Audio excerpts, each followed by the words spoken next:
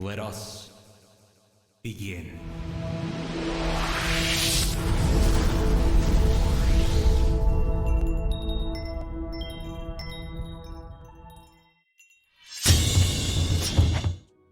Well, that doesn't work. What? Yeah, we have special Christmas lights, but no one can see us. That's just how it is. Enjoy the lights, everyone. You're not visible. This is Mima gave us this, and as you can see, you can't see us, so they don't work. But we will work on it. I've got one more light I can try. Maybe this one will work. I'm Bobby. Oh, and I got to fix the cameras. Thomas. I am Raya. You guys want to see my Raya impression? We actually haven't done this for a while.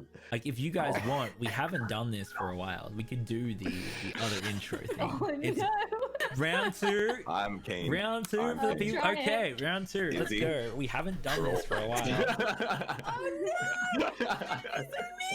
I'm not. I promise. I promise. All right. So, for people that don't know, in the early days of the Ostedor game, this actually happened before, and then they all decided to improv introduce each other as the person that they were in. You've got to swap yourself with somebody else. No. You swap with Jace because he's in the right position. I get to, so this is the one benefit from the Game Master, is that I just get to watch you guys perform and just do this the whole time. Just dance. I'm just dancing. So I'm good. All right. Hi, I'm Josh, the Dread GM, and these are my fellow storytellers. They are wearing many masks tonight. And as you can see, oh, the pretty lights went away. We are excited to play some D&D tonight. Super excited. Let me put that on loop. There we go. Okay. Hi. First up, we have Izzy. Izzy, would you please introduce yourself and who you are playing tonight? Hey guys, I am Izzy. I am a incredible sci-fi writer. If you like, you can follow me on my Wattpad, which I believe gets put in the chat. If you like keeping up with day-to-day life things and enjoy incredibly adorable pets, follow my Instagram at Isabel Kenyon. I am playing Bobby tonight, who is the most amazing chef, and yep.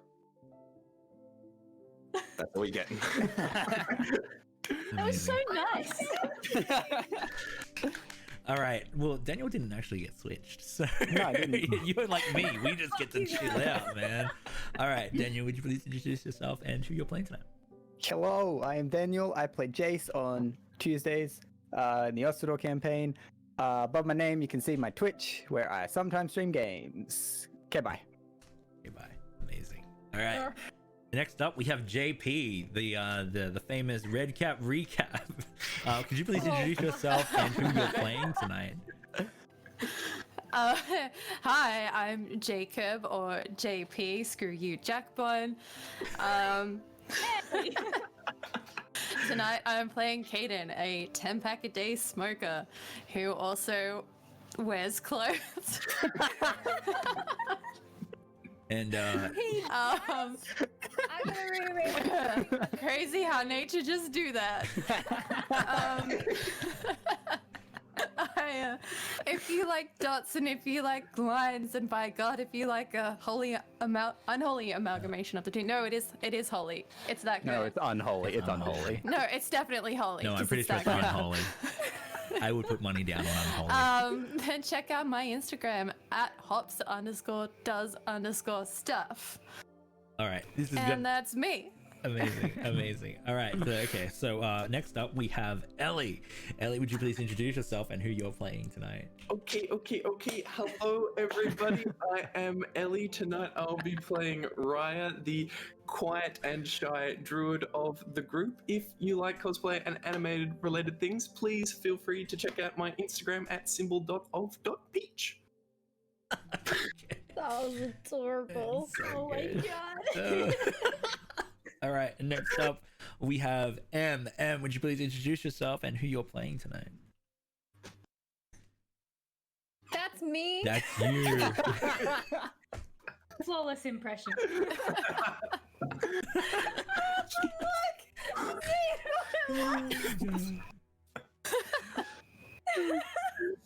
We've done it. I miss my fan. Hi, I'm Em. I do the art for the stream and it's mediocre, I guess. That's what I always say. No one ever tries to say it's not.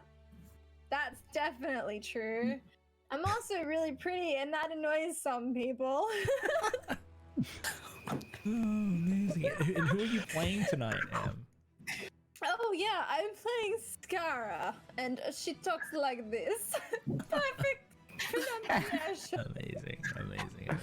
All right, and last but definitely not least, Jacbon, who introduce yourself and who are you playing tonight? Now, I don't know if I'm going to be able to get the fade into the background that keeps happening, but I'll give it my best. Alright. Hey everybody, my name is Jacbon, and I am Josh's resident problem player and eventual god of Oak and Ash. Now, if you like Instagrams that you can set and forget, boy do I have the Instagram for you. What critics are calling the 3 most mediocre posts on the internet. You can follow me at Jacbon with a 0. But I also stream now, and it's really, really cool.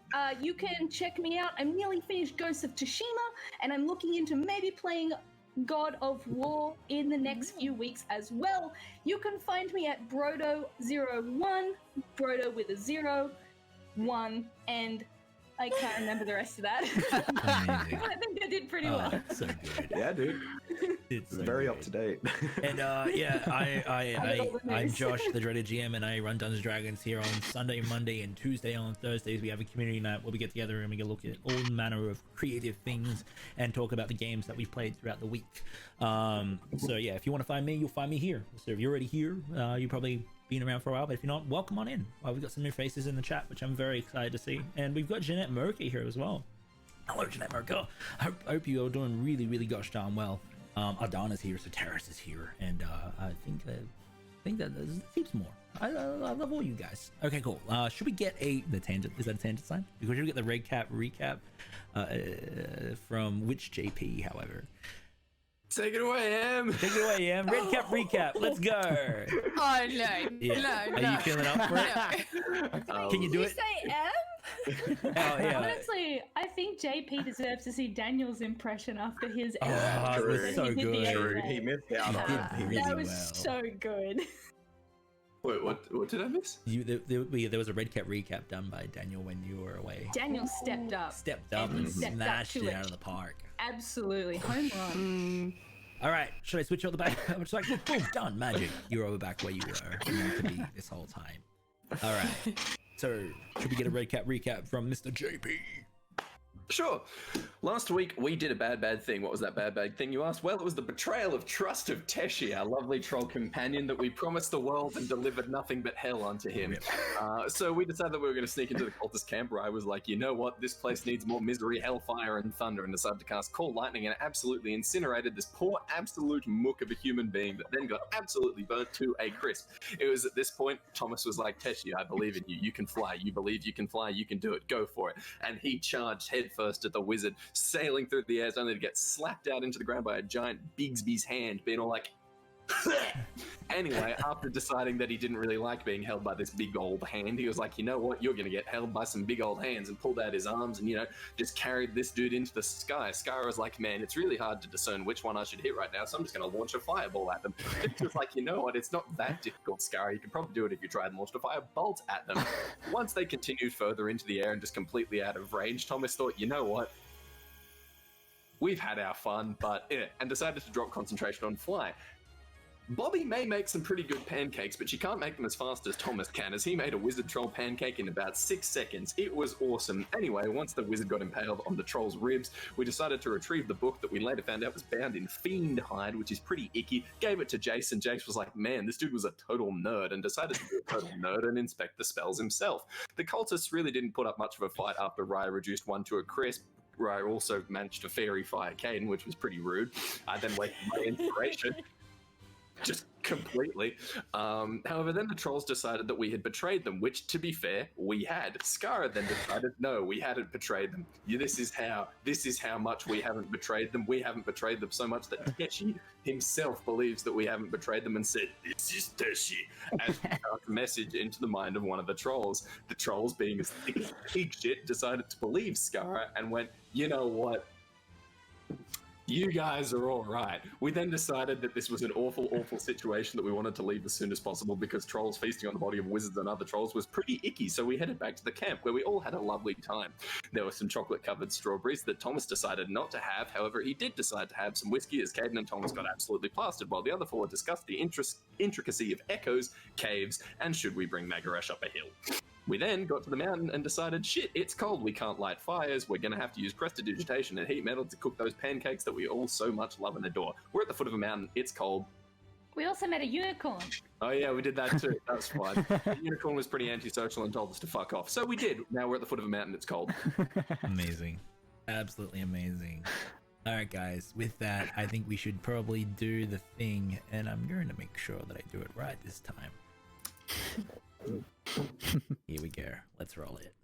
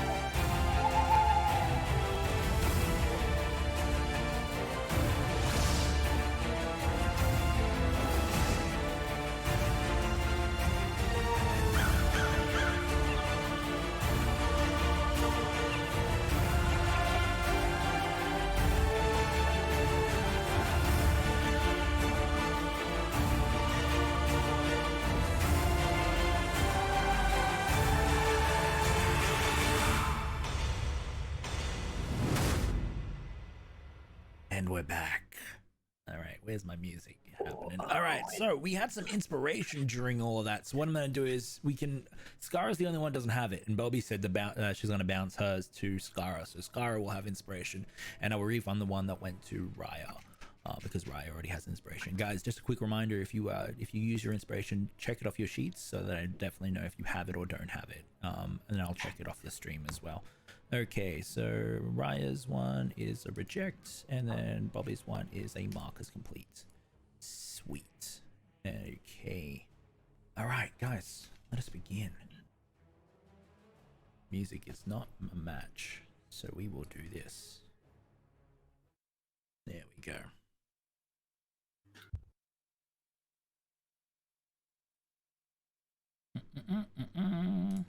There is my sheet. Brilliant. This one.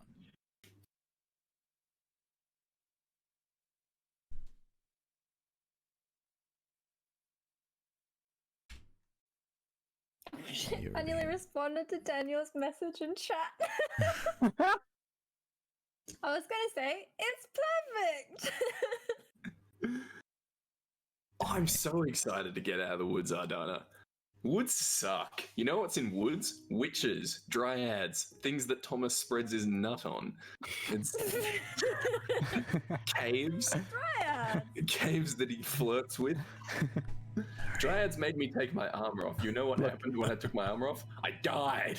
If you're hoping that Thomas isn't going to flirt with things outside of forest, then... And get over the death, that was like weeks ago. You're right. It's nothing new. Yes, Caden's jealous of the cave. God damn it, Sid. Alright, let us begin.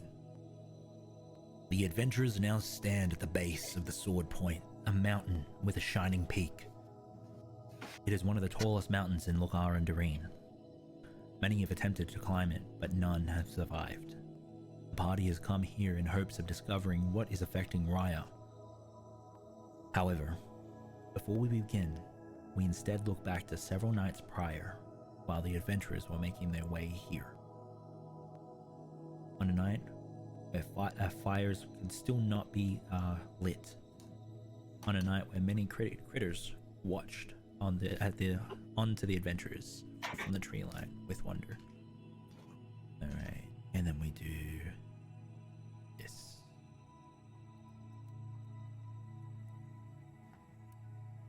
And we are there. You guys are now on scene. The scene is yours. Okay. Well, Thomas would be trying to get coffee sorted. I can say that. Oh, that smells good, Thomas. I can't wait to have another cup of your coffee. Really, I'm quite fond of it. It's coming on polite. Anyway. Once coffee is sorted and Thomas is passing it around Oh, so sorry. There is no campfire. It's an imaginary campfire. Oh. Jace is just there with prestidigitation. Yeah. Just making a sound. Ooh. Doing both. Heat, effect, heat, effect. Live. It's like home. I was just imagining the most fantastic fire. I'm so sorry. It'd be great if we could have one. Oh, it was so good. You know, even if it's not cold, it still warms the spirits. Very true. When coffee is ready, Thomas would take it around to everyone who wants it. Where would people be? What time of day is it? Nighttime. I do not want any unless decaf. What is decaf? But thank you. What is decaf? It's where they take away the fast juice and leave only the bean juice. What is the point of that? Well, I like the taste.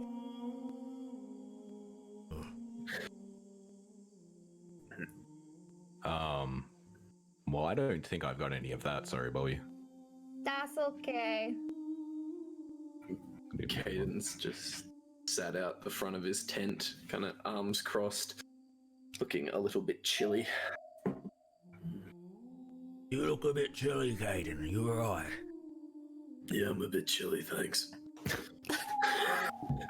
on your snow gear already. Then I'll have to take it off before I go to bed. It'll be a whole thing. No, you don't. Put it in. Yeah, fine. Caden kind of flops back into his tent. Just starts putting on his cold weather gear. I hope you liked what I picked. Sky would be sitting with Lorelei and also rummaging through her backpack. I would love it if Her I own hadn't been the backpack, kind not of Lorelai's person. backpack. Yeah, yeah, you being that kind of mom. You know, the great ones.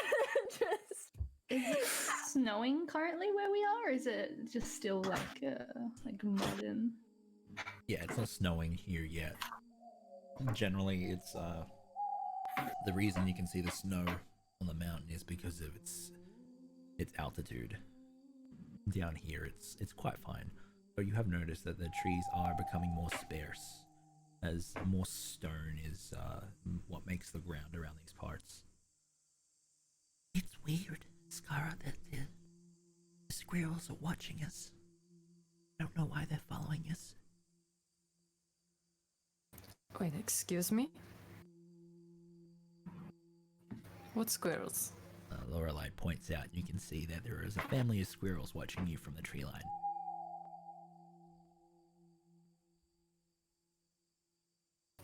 That's weird. Yeah, that's what I was saying.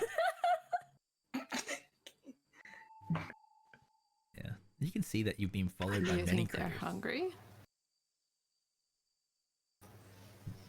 Maybe.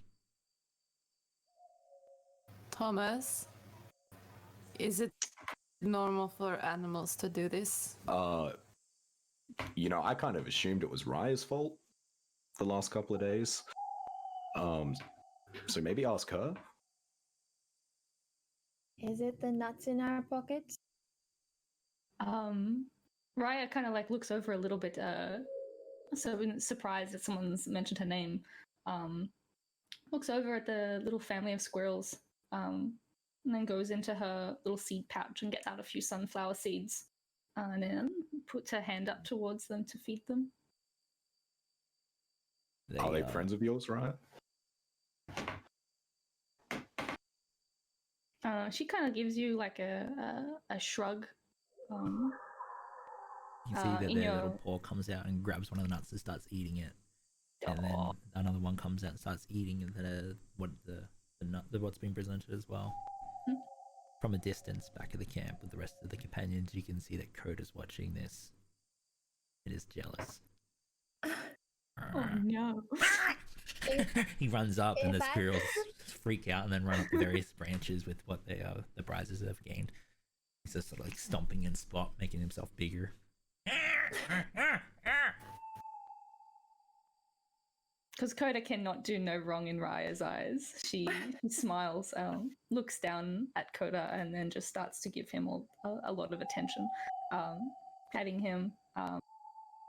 If there's any sort of leftovers that she would have had from Bobby's food from before, she will give them to him, and start to slowly sway him as the night begins to calm him. He keeps an eye on those squirrels, just making sure they don't get too close.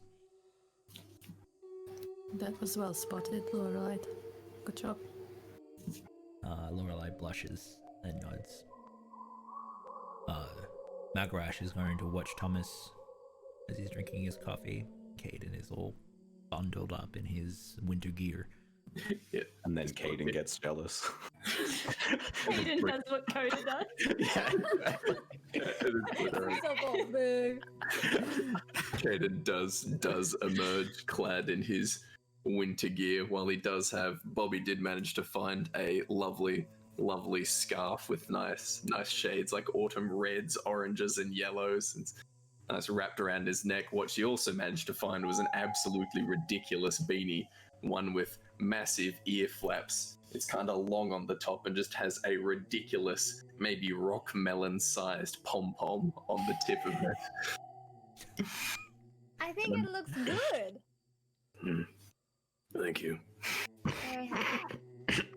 In Jace's mind, he hears, why does Caden have a creature on the top of his head?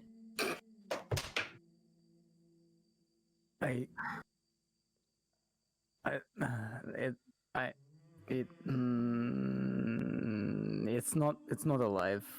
It's just a bauble. Like, I have stuff in my hair, and Skara has shit in her hair. Lorelai's gonna look over. I don't think you have shit in your hair. Let me check. Oh, that was in Jace's thoughts. Oh, was it in thoughts? Never mind. Yeah. You can read. Wait, They did see she you. still say it? They see you. Okay, so Lorelai will. They said Lorelai will see that you're looking at Skara, and then we'll look over and just like inspect to see if there's anything wrong, and just shrugs at Skara instead. Best explanation for what's in people's hair. Thank you. Does Jace take a coffee? Yeah. Jace has been kind of going over the book that he got, looking at all the spells that are in it. There are quite a few in there that he doesn't comprehend, so he's been spending time every single night trying to get a better understanding of what's in there. There is something very strange about the book as you inspect it and investigate it. There is like almost these. They're not exactly ciphers, but there is definitely something more here. There's a puzzle here to be solved, and you can't quite figure out where it begins or the first clue. It's going to require a lot of time to sort of sit down and for lack of a better term, decrypt what is here. But you definitely found the spells that are in the book, but there's definitely more to it. You need to rug up. I mean, is it that cold yet? I'm cold looking at you. But am I cold? I think that's a question only you can answer, Jace. I touch your face. Or not. Yeah. A little. Your nose is the coldest. I don't think clothes will warm up my nose. You don't know. You don't know what I got you. I bet you didn't even look. I got you blue. Blue.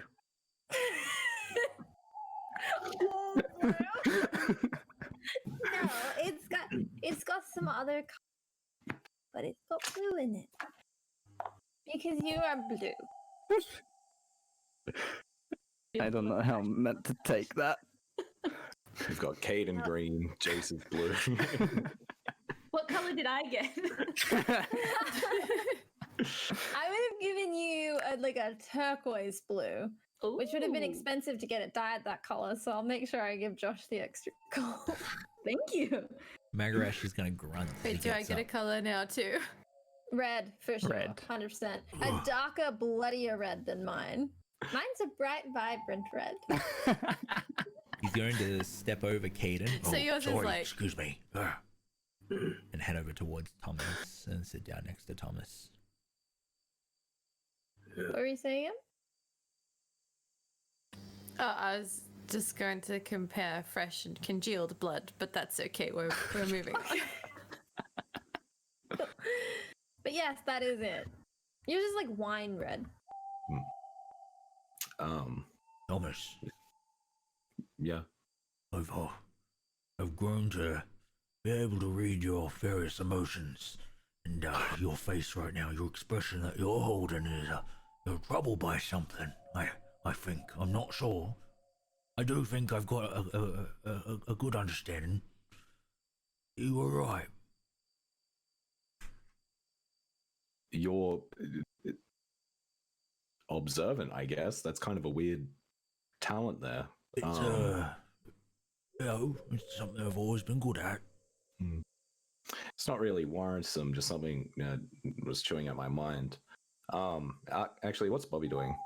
Where's she in the scene? I think you're the only one that hasn't been described.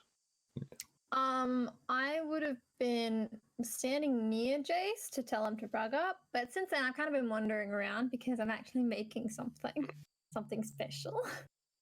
But it's in a bowl as I walk. Thomas will stand up and start to approach towards like the center of the camp, and he'll try and get Bobby's attention, and he'll just say, "Excuse me, Bobby. I guess it may as well be done now. And actually, all of you, especially anyone that might have also been affected by what I'm about to apologize for."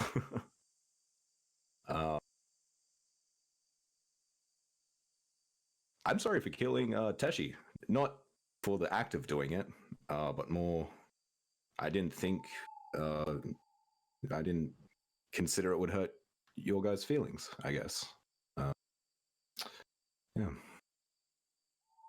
Thank you. I know that he was a bad troll, but thank you. I'm not mad. It Oh. was just sad. Sorry, I guess I don't want anyone thinking it was evil actions or out of hate or something. Oh no, I didn't think that. And everyone does something evil now. That's human/elf. I don't think you need to apologize, Thomas. The things you and I've seen, you killed before.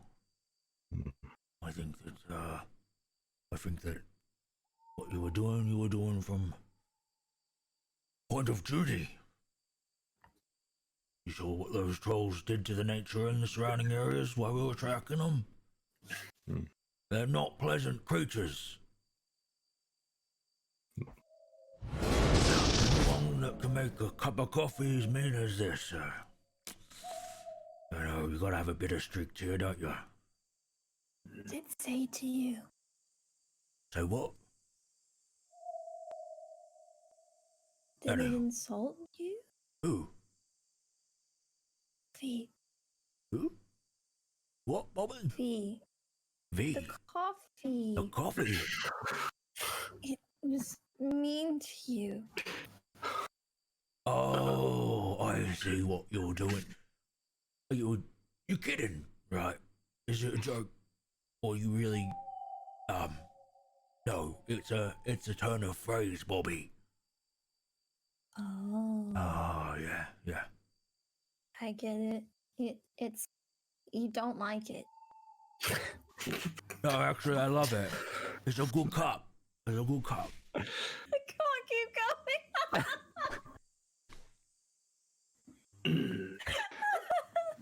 I'm not sure what we're talking about anymore, but it was a smart Everyone. decision, and my feelings are not hurt. Thomas, do you come here. Oh, I want to make a quip about maybe now's the time for strawberries, but I'm gonna let that pass. I want to go into your head and be like, can you ask Hayden for the strawberry? But yeah, come over. I'm not particularly upset about the troll, but speaking of coffee, and he's kind of gonna like open up his coat a little bit to reveal the what's left of the bottle of whiskey. But I'm going to put a little bit of Terma in yours. There's 2 coffees in his hands waiting. He hadn't yet left yours, so he's offering them both to both be put in. He would probably be finishing off the bottle. What's left of it, divvying it up between the 2 cups. Yeah, cheers for that. Well, I'm glad that's settled then. You feel better about getting that off your mind? No longer chewing at it. Yeah. Yeah. It helps. Does anyone else have something to say? Why is Michael into? You want? What was that, Bobby? Sorry. Oh, nothing. Do you want your coffee to be mean to you? No, I don't deserve. That's right. Okay, I made something special for everyone. And Thomas, do you have any spare coffee? Literally bags of it. So That's literally all he brought. the only supplies Thomas brought in town was coffee, arrows, and more rope. That's okay. I'm strong enough to bring all of our food on my. Okay, I'll take a little of that. And Jace, I told you to rug up because it's cold enough here to make ice cream. Oh yes. You can clap now. Thanks. Oh, guys. Raya is like carefully watching exactly what everybody is doing, and then very slowly tries to mimic what everyone's doing. It's when a baby claps.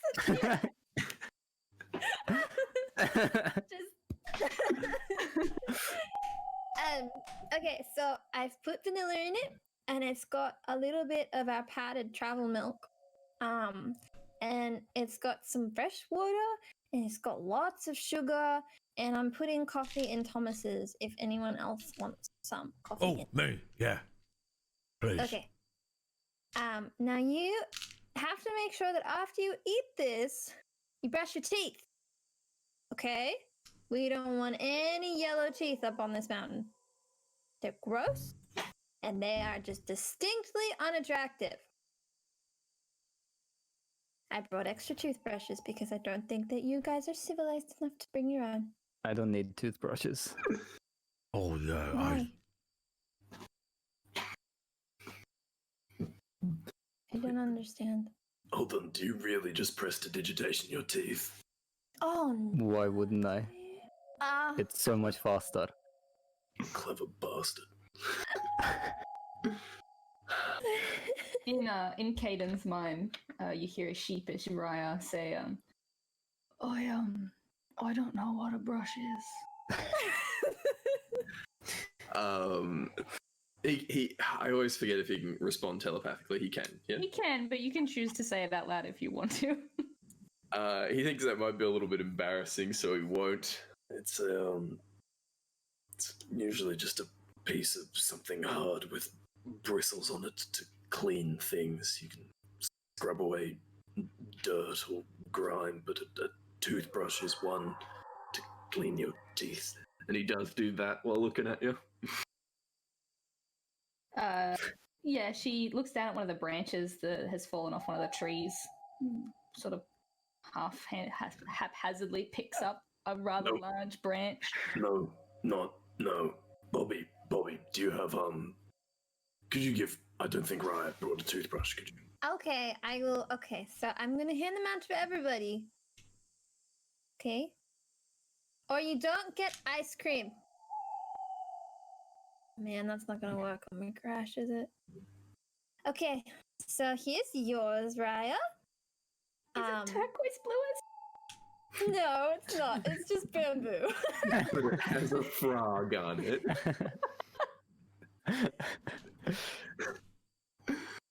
Raya holds it initially, and she puts the wrong end in her mouth to start with, and then quickly after a little while reverts it around and does this, and then this back to Kaden. Okay, we can have ice cream now that that's taken care of. And after that, I am free for the night. If anyone wants to, I don't know, play checkers. I don't know how to play checkers. I also don't have a board. You know how to play It's too dragon cold chess. for ice cream. No. I can teach you how to play. Bobby. What was that? Sorry. Oh, I said it was too cold for ice cream, but that's okay.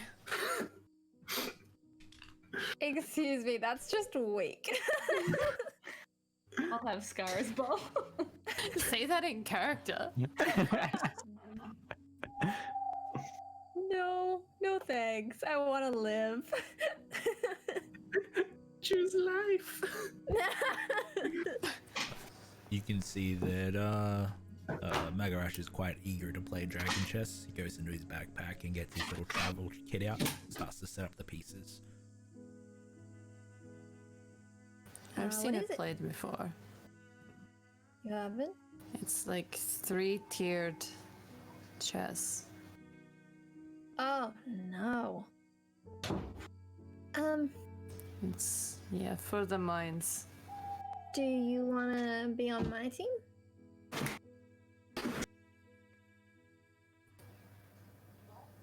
It looks boring. I know, but I'm so happy. Oh, there we go. All the pieces are set up. Oh, yeah. Okay. Oh yay! I'll let you play. I'll let you play white. Is white the advantage, or is it black that has the advantage? I can't remember. In chess, white. White. You can play white. There you go. Is that because my hair is almost white in this snow? Well, it's not snowing, but you get it. Sure. Yeah.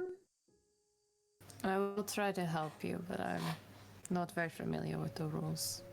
That's okay. So we're gonna Skylar and I are gonna share turns because I've never played this before, but don't take it easy on us. Oh, I won't. I'm ruthless. Woofless. Ruthless. Oh, favorite moment. The man ain't got no woof. Okay. Here I go.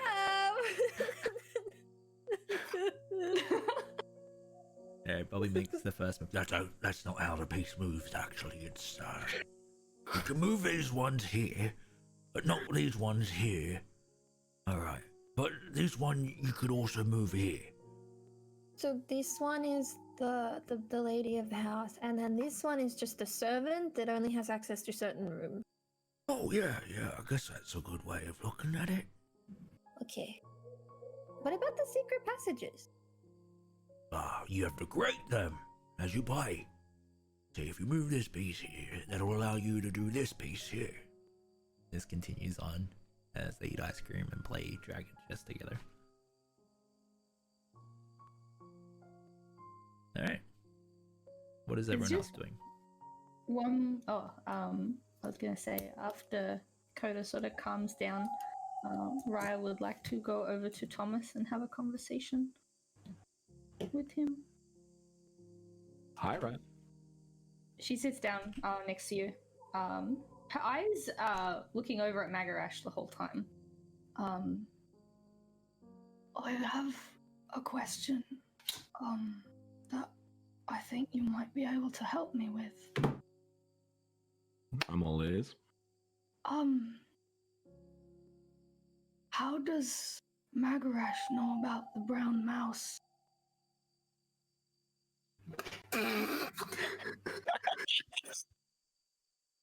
I forgot you fucking named it, Wilroth. Hold on. I'm trying to track here. The brown mouse from in the inn that we called Wilroth. So, this is adorable. Okay, I get to explain Wilroth to you. Thank you.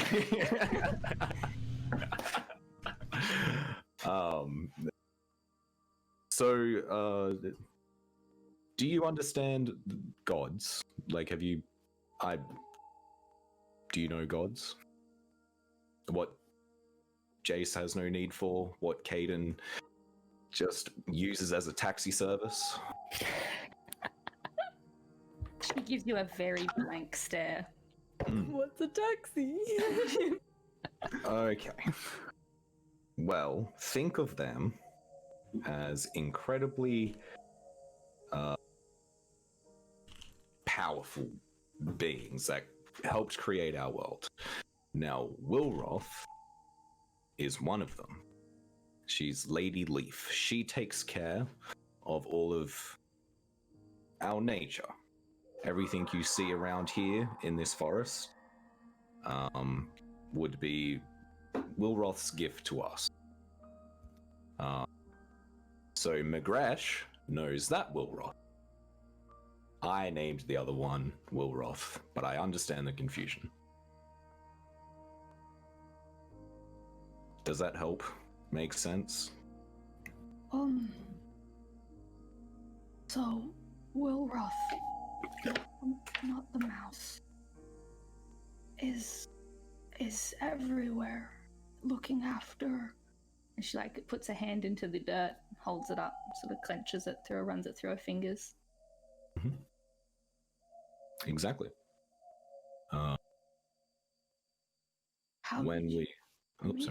How did you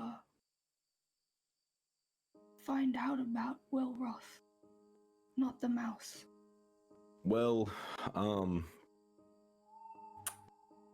they're kind of just known. We get taught them.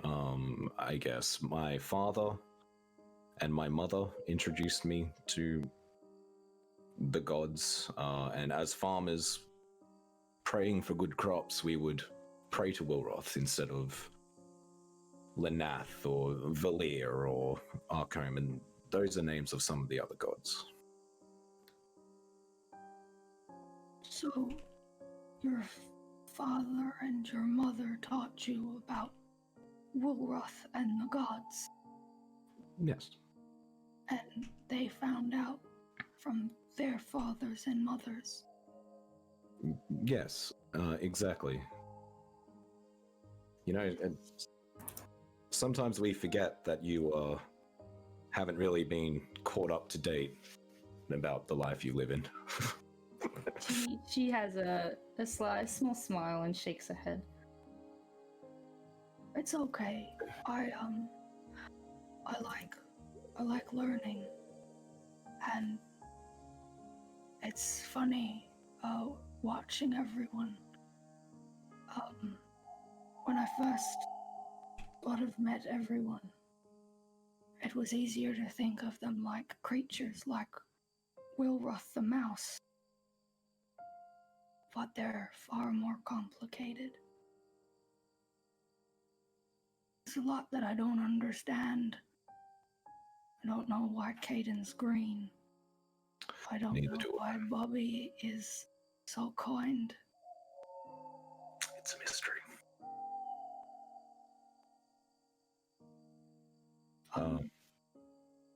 You each morning you give thanks to Wilroth.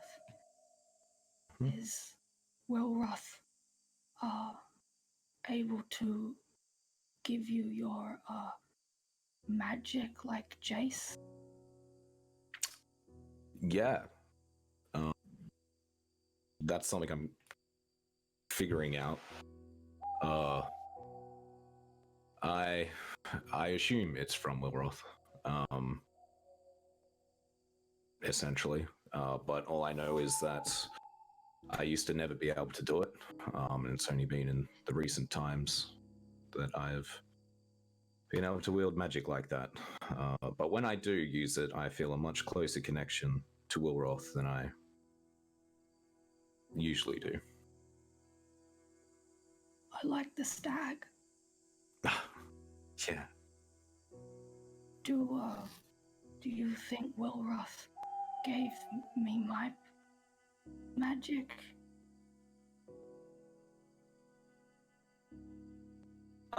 I think we're going to find that out at the top of this mountain. She looks up at the top.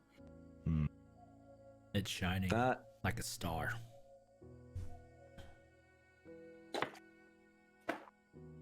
To be honest, I don't even know what to describe your magic as. Besides not polymorph, I just have been told. What's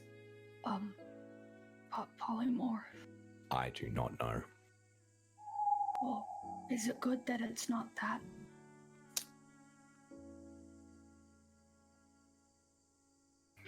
Yes.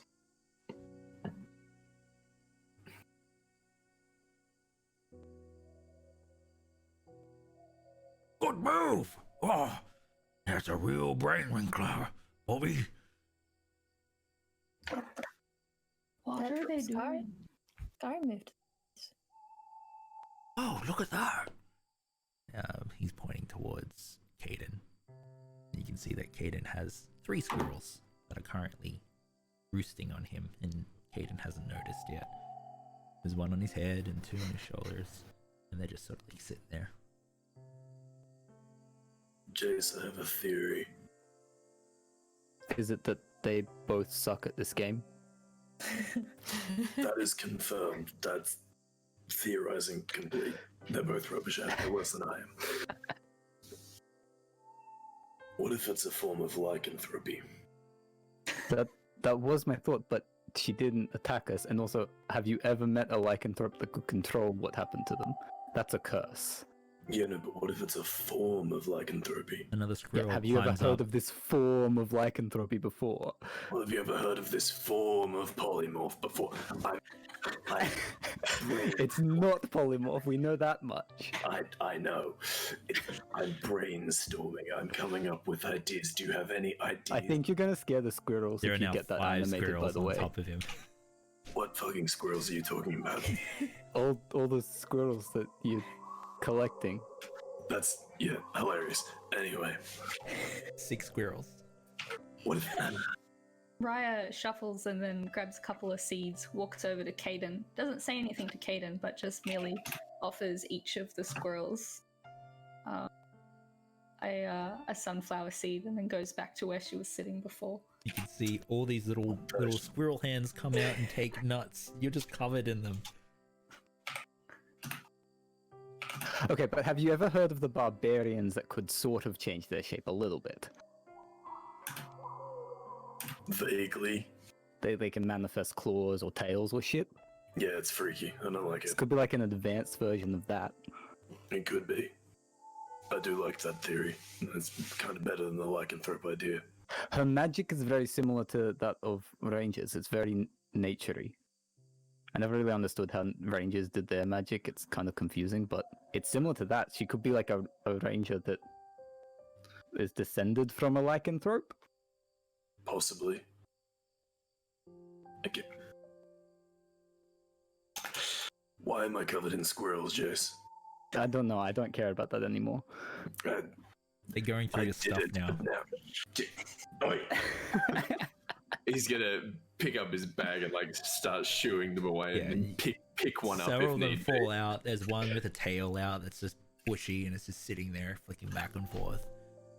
It runs off as well. Their little chests are breathing very fast. Caden just ties up his bag. I mean, to be fair, I did tell you that there were just a bunch of squirrels. Yeah, I thought you were taking the piss. Yeah, right. Okay, so probably not lycanthropy, possibly a ranger descendant from someone who was afflicted with lycanthropy, yeah? I mean, that's my running theory at the moment. I mean, how many other shapeshifters have you heard? Maybe she's just part dog.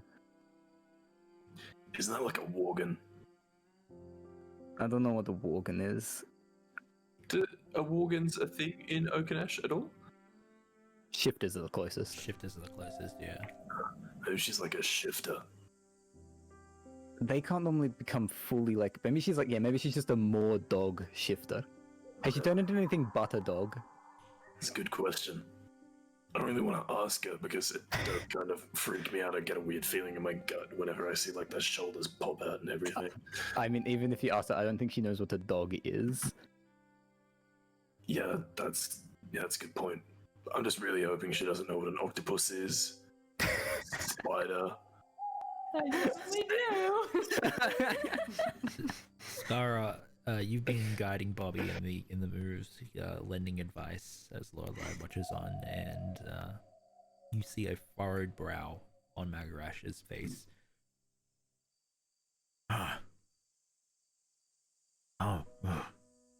Maybe no.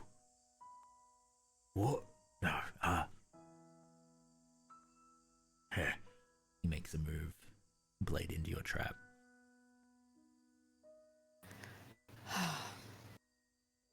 Just sort of lazily knocks it over and moves her piece. I'm sorry, Bobby, that was your turn. But that's what you should do. Oh.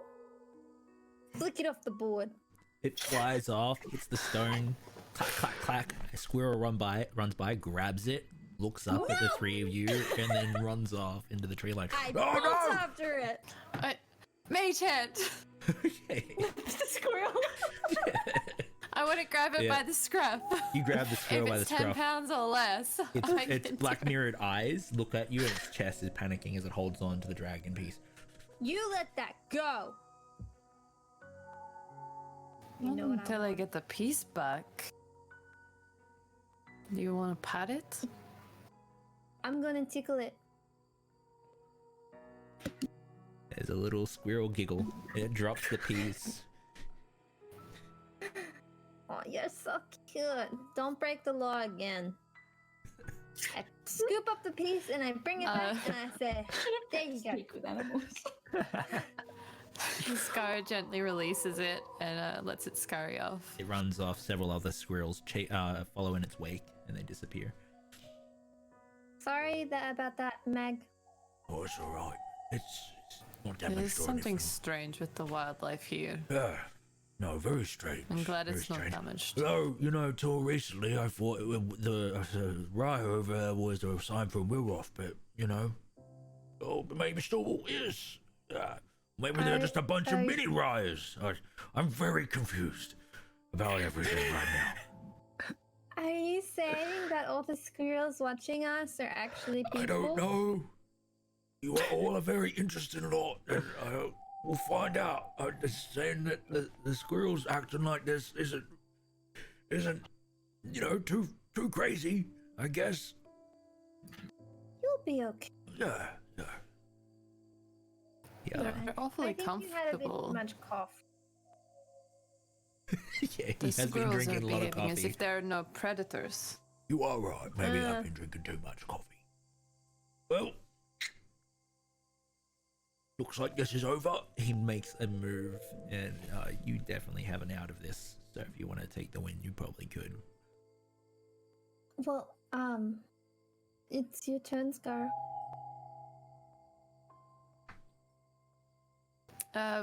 She gives Magrash a measuring look, trying to gauge either how he's feeling or if he's doing any of this deliberately. Give me an insight check. I've changed my mind. I think Mag sucks at Dragon Chess as well. Those were the two I was talking about. Oh, who didn't suck at Dragon Chess? Skara. That makes She's sense. actually. clearly too ruthless to play this game with. Yeah. Yeah. Hey, Raya, I have a question of curiosity. Do you know what a dog is?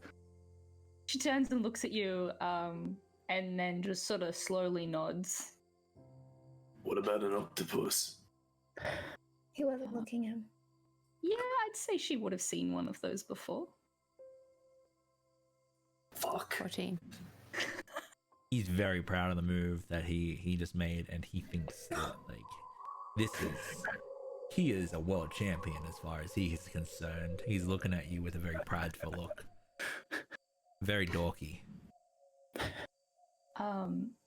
Eyeing Caden and Jace with a curious glance, she looks over to Thomas again. In Thomas's mind, he hears. Can you explain what a prank was for me again?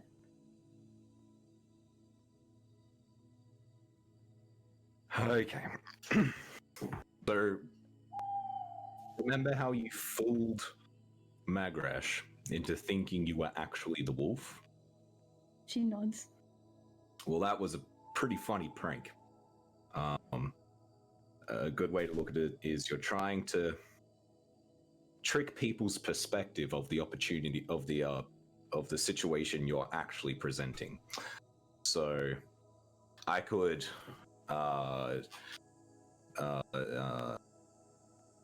he's gonna look up and see if anyone's got their back turned to him, and then quickly do like that shoulder touch move where they touch here but then appear on the other side, as a quick example. What's up? Oh. Thomas is already sitting back down, so kind of like that. I would like to pull a prank on Caden.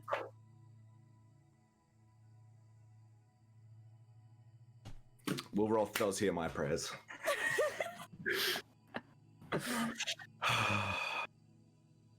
And she goes over to Caden and says, I know it's not polymorph. And I've been thinking a lot over the past few days. And I think I can, show you what it is so you can feel it. Are several of my joints going to get dislocated in this process? she shakes her head. You don't tend to feel that. You can keep your eyes closed. Oh, alright. Show me. Oh, right. You have to be willing. And you have to trust me.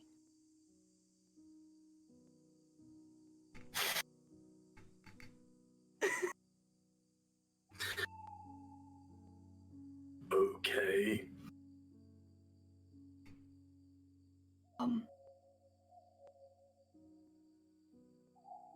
Picture the animal you want to be. A wolf, a bear, a octopus.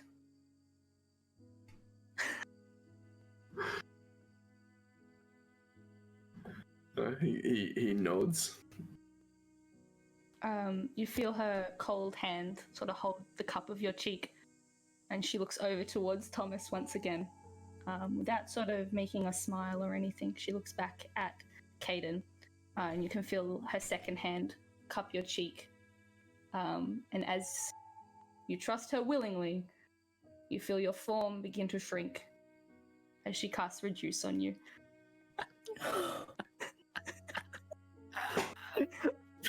And she looks over at Thomas with the biggest grin on her face. As a small Caden now is present in the party. Your clothes no longer fit. What the fuck? What's happening?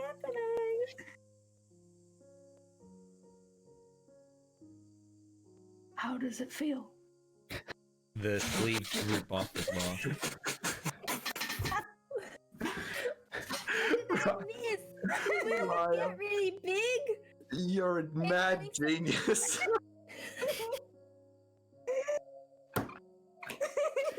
What did she tell you, Caden?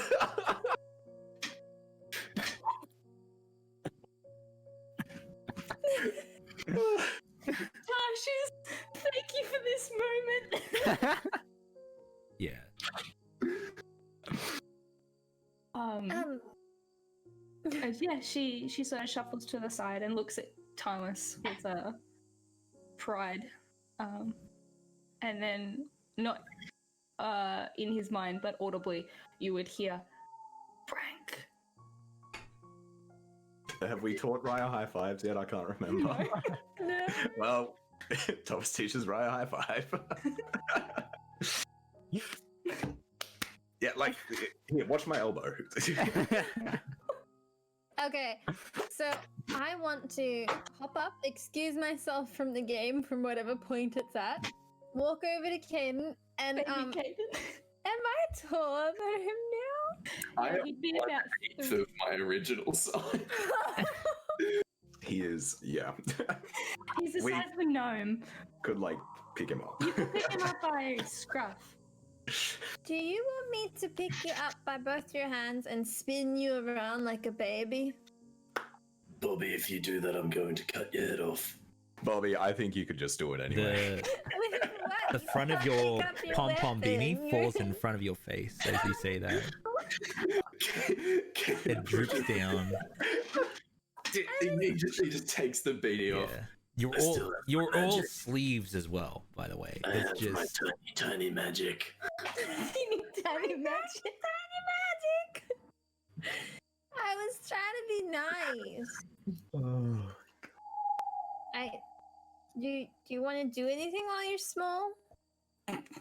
No, I'd Scar. like to not be small. Have you decided on how you want to make your move on this board as Magarash watches you? I feel like as that sort of took everyone's attention away, she would kind of just excuse herself from the game as well and leave it where it was, and let him think of himself as the winner if that's what he wants. Wait, we haven't Did finished the we win? game. Why are you both leaving? All right. There's a baby. Magarash, playing. trust me, you don't want them to keep playing. Oh, okay. Just take it. Starts packing it up. Mag, the baby. Really like this game, okay? I just try to share something with you and just. We That's had right. fun. It's okay. Don't worry about it. It's okay. I'll just Want to play again tomorrow? no, if you don't want to, it's fine. You don't have to play. I do. Oh, maybe then we could. Yeah. But the baby. You look ridiculous, Gaiden. Yeah, fuck you too, Meg. Why didn't your clothes shrink? I don't know. Raya's magic is weird. It's just like wrapped up. It is now large clothes.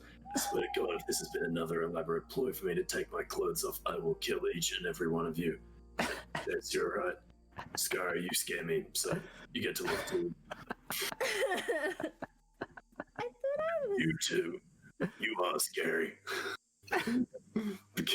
But Ken like does that to point at Thomas and Raya at the same time. But you too. Holy shit. We're too far apart for your small feet. Actually, like, encompass. You die first. How long will this last? Yeah, good question. Question. Let's have a look, shall we? Oh, it's like a Lorelai, do you minute. still have that doll? Maybe he could borrow the clothes. I'm going to wrap myself up in a burrito. Lorelei her nose will crinkle as she raises her hand in front of her face and giggles, fishes out the doll and walks over and hands it to Caden. Would Coda be as big as him now? Yeah, they're both small. All of you suck. But comes down into a pounce, it wiggles back and forth and launches on top of Caden.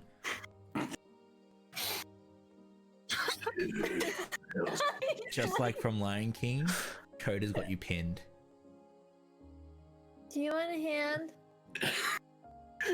No, I've got this. You see Caden again, darkness radiate out from his heart until he begins to unravel into that black thread before, like, just further down his not shrunken clothes, you see like As this is all happening, moving around inside. I'm so glad I Caden, did this. you're gonna hear in your mind, just as promised, here's my sending. How you doing?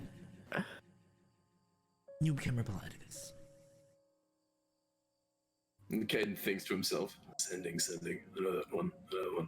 Okay. I'm currently tiny, met a talking cave, some dryads, Thomas spread his nut everywhere, we killed some cultists. I will give no context. Thanks, bye. It seems you're up to your old tricks. Very well. She cast it again. Yeah, she's replying. She's reaching out to you. So you replied back, and she's casting again. Yeah. I should be at Ashbourne very soon. I've heard some very disturbing things. I'll report back in a week. Well, try and behave. Well, stay safe as best you can. Don't get into any trouble.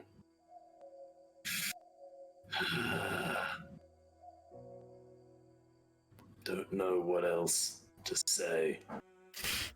Okay, bye. Love you, stay safe. Amazing. Did you say any of that out loud? Probably not. He's just in the thing with just his hands. just sitting there like. Scar is shooing squirrels away from Caden. So they don't slash kidnap him. The squirrels are bad, right? I mean, with everything that happens to us, the squirrels are bad. There's one sitting Give in me your one head, of the Bobby. squirrels. There's Stay there. There's one sitting on your head, Bobby, as you said. Stay there, Bobby. Jace gets out a copper coin, holds it right in front of the squirrel's nose, and detect thoughts on the squirrel. Genius. Does it have to be humanoid, or is it just? Sure, I've never actually checked that.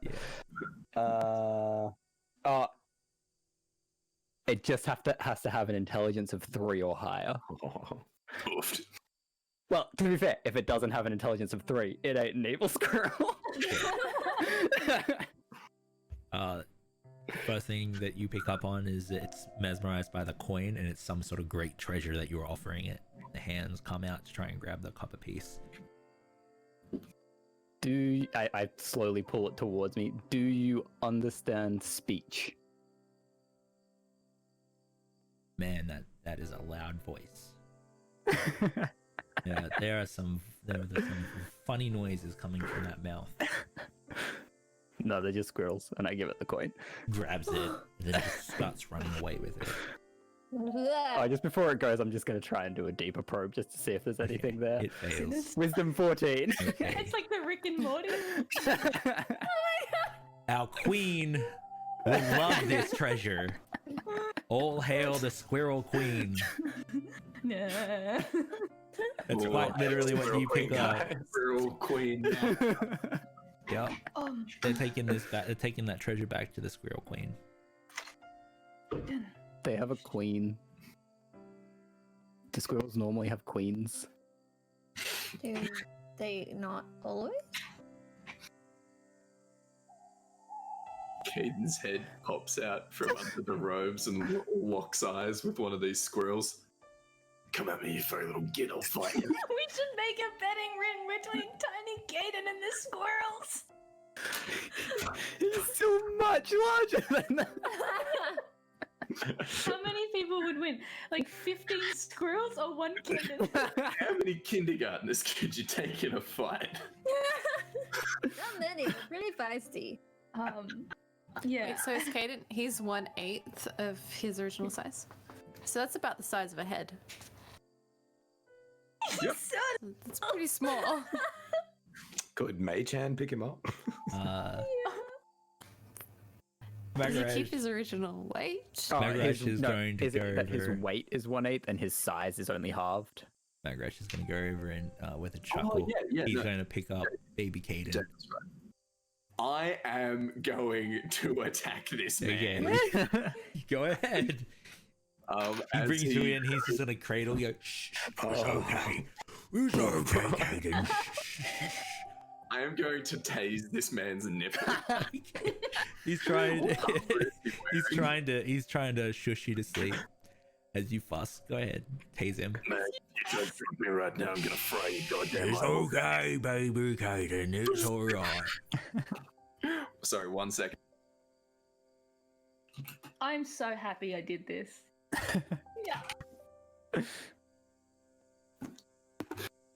Yeah, Caden is going to shocking grasp. All right, make Just an attack wrapped roll up in against his him. robes dangling around. We haven't found out yet, but Magresh actually only has 1 HP. So. Oh, he's dead now. You definitely killed him. That's a 23 to hit. That hits. Watch me roll awesome damage.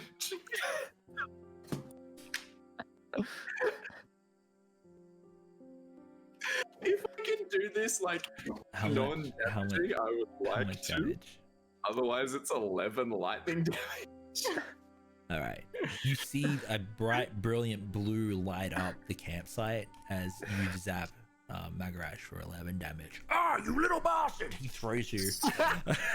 He's gonna throw you about 10 feet. Sail through the air.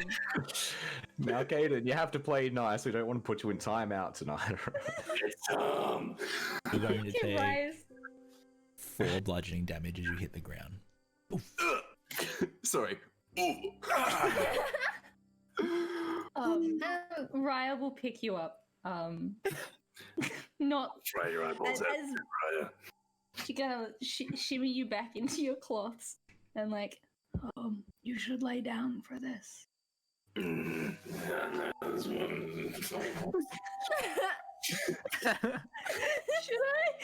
I guys?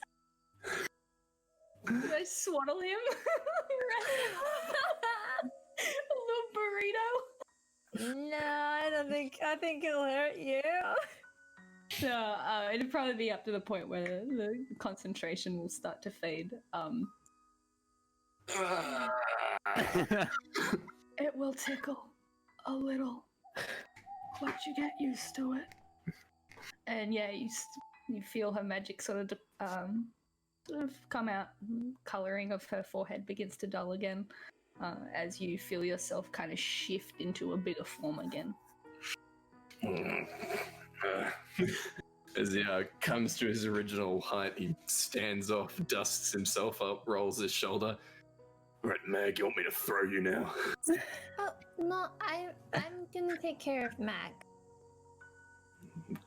I offer him one of my chef meals that heals. I'm gonna throw. He eats it. That's the name for a business. Yeah, the Meals chef that heals. meals that heals. So good. Meals that heals. Amazing. Or you can Oh, thank you, make Bobby. Don't mind if I people do. Thank you. I can make people get bigger and smaller.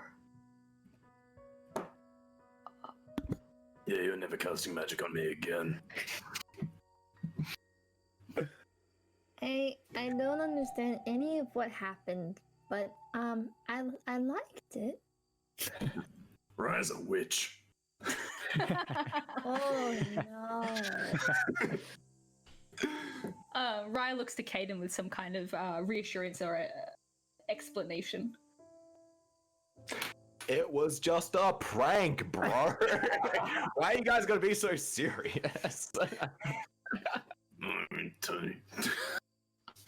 Anyway, how's your nipple, Mag? I'm pretty sure I hit that one spot on.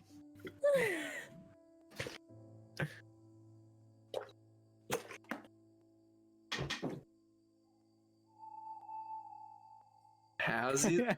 Oh, you're talking to Magarash?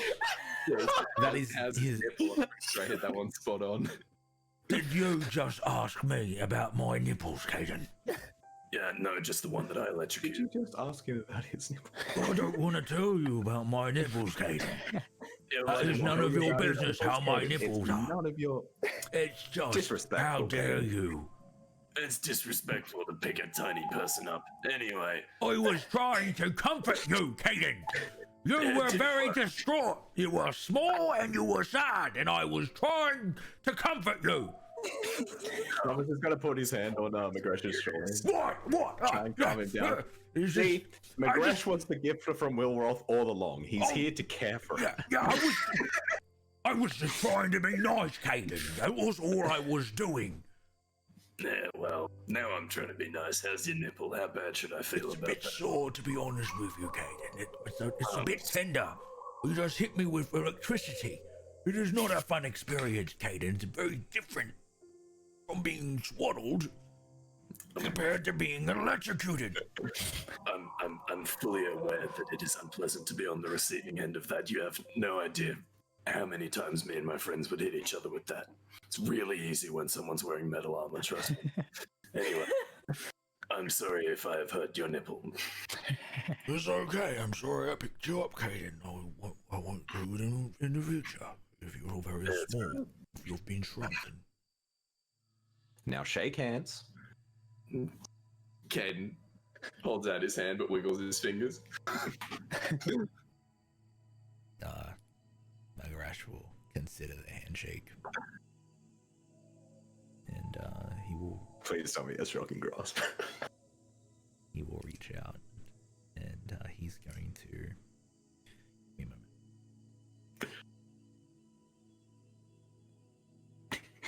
He's gonna 8th level inflict wounds you. 8th level inflict wounds. Take that, you son of a bitch. I don't think he has it. That's okay.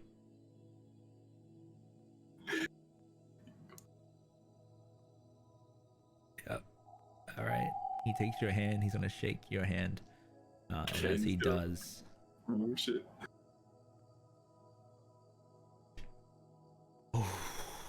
okay. All right. Shit, what's he got? Oh.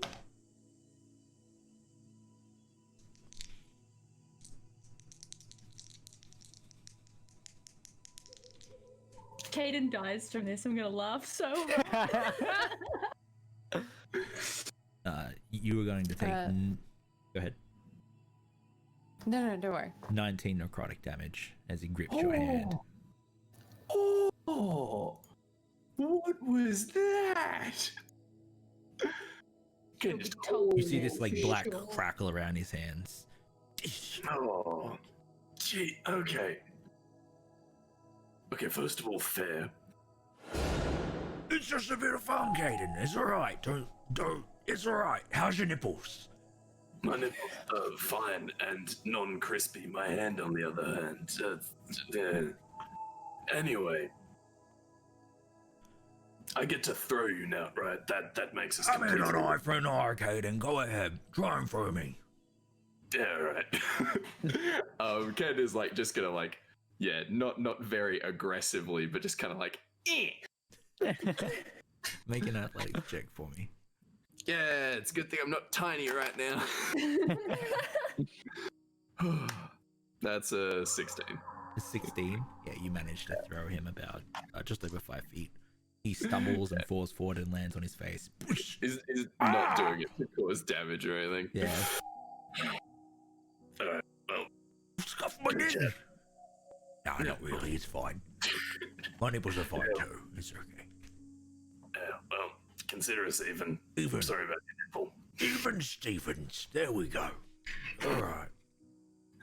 Turns to Raya. You, on the other hand, Oh yeah. will get She you. will offer you a small thumbs up.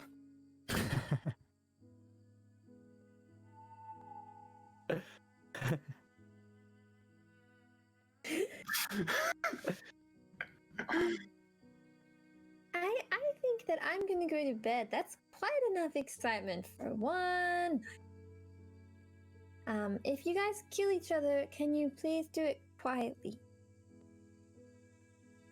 And then I'm gonna hop into my bedroll, which looks exactly like Isawa's when he comes into the class in My Hero.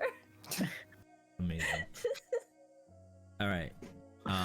With that, we're going to take a quick break, and then when we get back, we will start the climbing of the mountain. So, for all the peeps, thank you so much for watching along, and thank you so much for that very playful and wholesome and not so wholesome scene. It was amazing. So, thank you so much for that, and we will be right back. Okay, where's my break screen? Oh, there it is. And we are back. Having a break. I feel like we are all rested and rearing to go after that scene. How is everyone? We feeling good? Sick. I am going to just change a few things. Lights are working. The lights? Yeah, the lights are working. Yeah, they're flashing. Not the one in my room, still illuminated by a lamp. I thought you said they were lurking, and I was like, the fuck? Yeah, that's what I thought.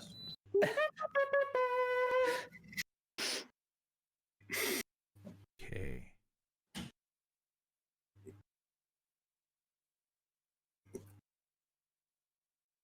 All right.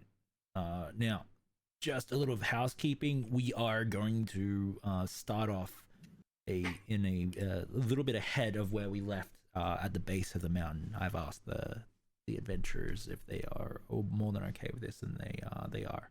So this means Can that... anyone else hear music? No, I've paused it for now. Ooh. Yeah.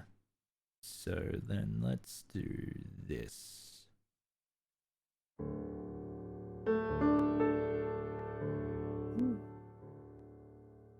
Spooky. And we Secret need some of tunnel. this.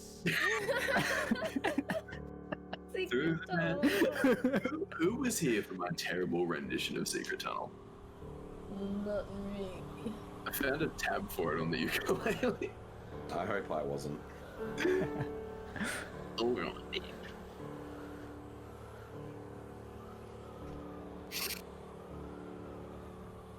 All right. We get sorry. Blah. We begin the next part of our story after 8 days of climbing the sword point. The environment has been harsh and hazardous. And as the climb continues, the adventurers' limits have been tested. Extreme cold, high winds, heavy precipitation, and high altitude. The oxygen is thin up here. The party are only 2 or 3 days from the top of the mountain.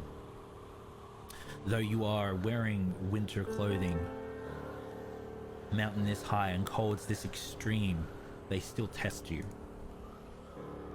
I need a constitution saving throw from everyone here.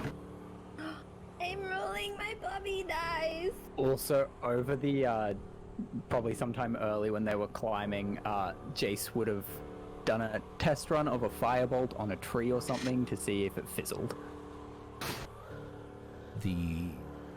If it fizzled, as in to see because we can't light fires is magic. You have been overriding able that. you have been able to light fires on the mountain, especially in your tiny hut.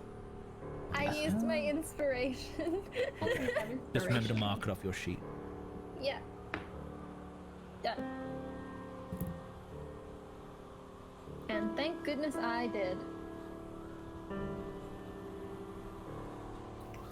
I got an 18.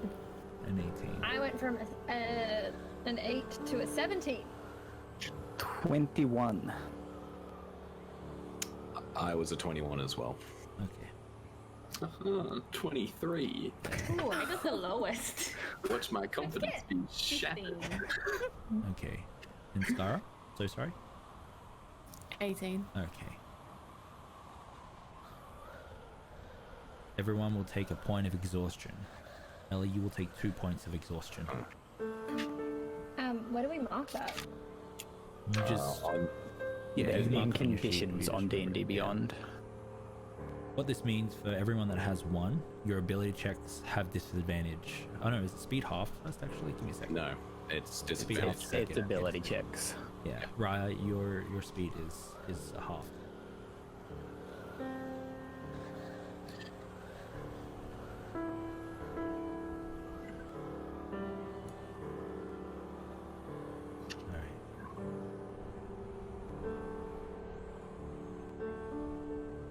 We watch the silhouetted forms push their way up the mountain.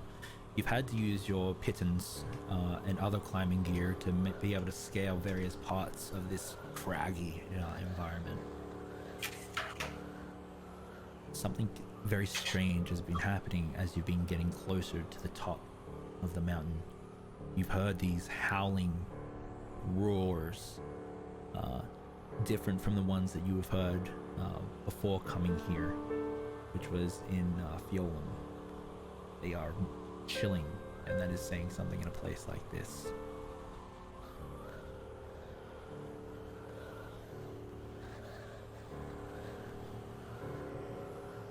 Alright. The scene is yours, guys. It's fucking cold. Kaya, do you even really want to talk? It's not that great. People look at you different. They're like, Maybe we should rest for the night. Yeah, that sounds good. Tell you what though, beats the woods. Does it though? Yep. You look fucking tired. Yeah, I am. And that's saying a lot for the fact that we don't have to fucking sleep. Yep. I haven't had a bug crawl on me in like 6 days. How would you know? Can you even feel your body?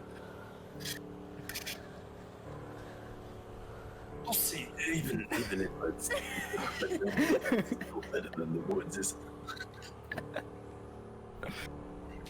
okay. Coda has I 2 know it's points of not relevant. exhaustion. Oh, really? Ooh, Laura. What about Lorelai? Laura has 2. Nagarash has 1. I know it's not relevant, but I want to describe my snow gear. Yeah, go ahead. Okay, you guys but- can all go ahead. You can all do that. It's a massive woolen cloak that's entirely white except for the line around here, which is bright red. And then it has a little piece that you can pull up, a little face shield that's bright red but has golden kanji script on it. And then underneath is all like dark reds and black. And it's just super thick gloves, and she looks really wide. it's a lot of bobby for someone so short. Basically. She's a real white barbarian. To climb a real white. Does anyone else want to explain their what mountain gear? Jace's is a lot thinner, well, not thinner, but not as wide as Bobby's. But he's got fur boots on, and he's swapped his fairly loose pants for much thicker material, like much thicker leather with like fur lining as well. He's got like a hide waist wrap that his like swords are over the top of as well, and then underneath his armor he's wearing this like very light, like pastely blue jerkin of kinds, basically. And he's also got gloves on,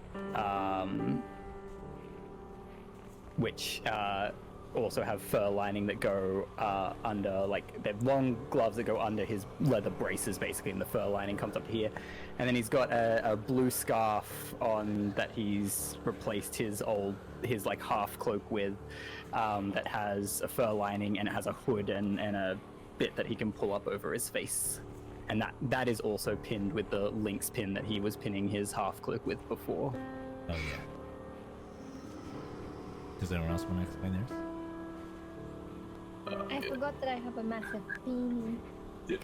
As you know, Kate already has the medium, ridiculously sized on the back of the nice autumn-coloured silk scarf, which he has pulled up over his nose to, keep his nose from not falling off with frostbite. Apart from that, though, he has just a massive, massive fur cloak and these huge gloves that go over his wrists and over the sleeves of his regular silk robes. Besides that, he's just kind of got wrappings now around his boots that still kind of clunk along in the snow. So Raya has a turquoise blue outfit with sheepskin quite heavily around the neck, around the edges of it, and around the wrists. She has thick gloves on, and as she walks, you have gotten used to seeing the side of Coda being stuffed down the front of her to keep him warm just as much as her. Her cloak of protection is constantly wrapped around the front of her as well, so the snow hits more so her back than the front, just to ensure that Coda is as warm as she can muster in this scenario. All right. I think Scar, I can picture her in it's quite a short cloak really, but it's thick and furry, with a hood, wearing a beanie underneath that, and then wrappings around her legs that keep the snow from falling into her shoes. Leg warmers, but not the 80s kind. Thomas hasn't had to use it yet, but the keepers do have a kind of jacket that helps, just as a bit of a service gear sort of thing. And it is just full heavy ranger cloak, that big loose hood draped over his shoulders that sweeps down past his knees and looks incredibly comfortable to be in. Magarash has the same sort of one, but he is not around him. Instead, he's given it to Lorelei. So he's a little bit more exposed than the rest of you. You can see that what he does have is a fairly heavy jacket that usually sits underneath that is ran with wool, and he's also not wearing his gloves either. He's given that to Lorelei as well. So yeah, he's cold, very cold. Here, have one of mine. Oh, you keep all of that. I think we should, maybe bunker down, like Scar said. As he's saying that, you see Jace is starting to do what he's been doing every night. They've been climbing the mountain, where he goes over to like the cliff face of it, basically, of whatever ledge you're walking on, and spends a minute or so just digging out a cavern with mold earth. Before he goes inside and sits down and very shakily, with his cold hands, starts tracing sigils around himself to start making the Liamon's tiny hut. Hells yeah. As a ritual. Scara. What do you reckon the odds of us all getting frostbite are up here? I think it's probably already started. No. Joy. Don't suppose you have anything to fix that? That beanie looks quite warm on your head. That will help your ears. The points are especially vulnerable for elves. But it's just like, the humans have the upper hand. No. Coming into a temperate place like this only makes going back out there harder. How are we all doing? How are we all holding up, huh? Yeah? Lorelei cuddles into Skara. Well, it's not the Code woods, is but shaking. it'll do. Alright, Scarlet pulls out, like, from underneath her coat, like, this garishly colored knitted scarf, and wraps it around Lorelei. Thank you. It will keep you a bit warmer. I shrug off my cloak, my gloves, and I kick off the snow on my boots. In the temperate area, Raya will wild shape into pretty much a bear, a black bear, and sort of just put most, not all her body weight, but just as much warmth as she could possibly give to Coda in this situation, to her. Not sort of interacting with the party as much, just very much just focused on Coda and keeping him warm and safe. How big would that bear be? It's a medium, same size as what her wolf would be. So what I'm hearing is that if Thomas brings coffee over, he can lean his back against the other side of the bear. Yeah. There's a big bear in there. Yeah. And he'll stay warm, wrapped up in his cloak, because he knows eventually he'll have to step back out in the cold, and he wants his cloak still with his body warmth in it. I will set to work on dinner, depending on the time. I don't like the sound of those roars that we've been hearing. I think we should be prepared for anything.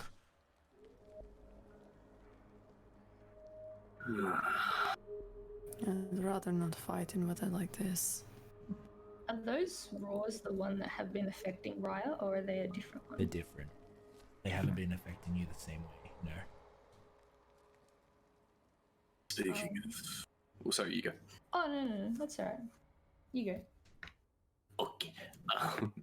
Speaking of being prepared, Mag, Caden reaches into his bag and just tosses him the knitted wool orange cloak that he has. won't do much. It is made of wool.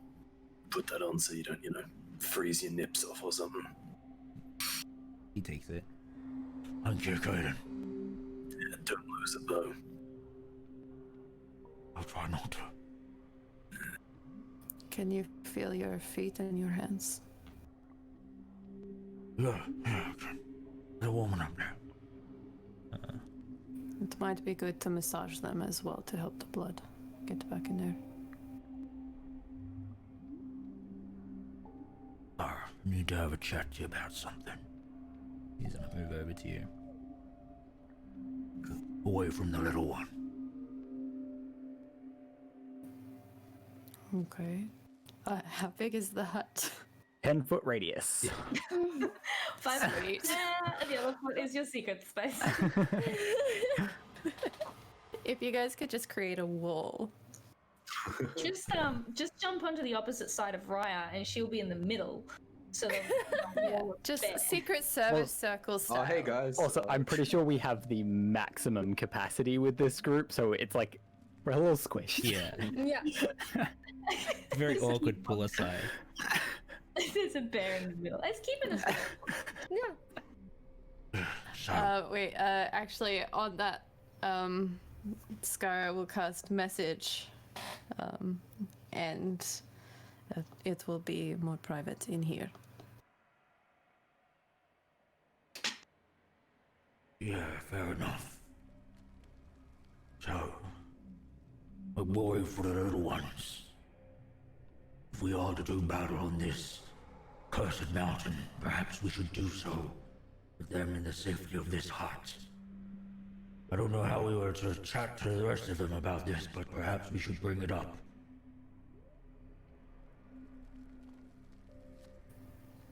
I could do this with them as well.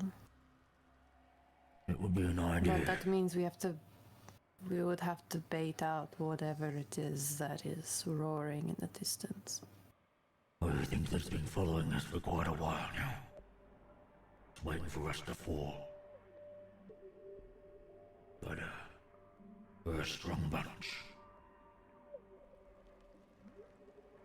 Perhaps if we leave someone behind, they can stay with the little ones. And we can fight. I don't like to fight with less strength, unless you are offering to stay. I could. You don't have warm enough clothes without the ones you gave away. Yeah. If You'll we have don't to rest fall, it first, will though. attack us when we're at our weakest. It's only a matter of time. I say we take the fight to it. We'll have to rest first. Of course. No one here is in a condition to fight. Her eye is as blue as her coat. Okay. Alright. Then we should make a plan. I didn't want to panic the little ones, but if we think they can handle it, then we should, talk it out loud. We've executed similar plans, By the way, just not in this kind of weather. back when we played Jacbon before we reached the mountain bottom, were you taking it easy on me? Maybe. We survived this, I want another game. I shall educate you then, as I was educated. Bring it on. Alright. She gives him a grin, and then one by one will contact the others and relay much the same message. Yeah, and then we can discuss it out loud, I guess. I think the party wants to in front of the little ones. Coda is a bear, so he should be fine. Is he? No, Coda is very talking about me? intellectual. He Very is. smart. He's the smart. We haven't detect thoughts him yet, so Jace, get on that. Chase, detect the baby Alpha's thoughts once.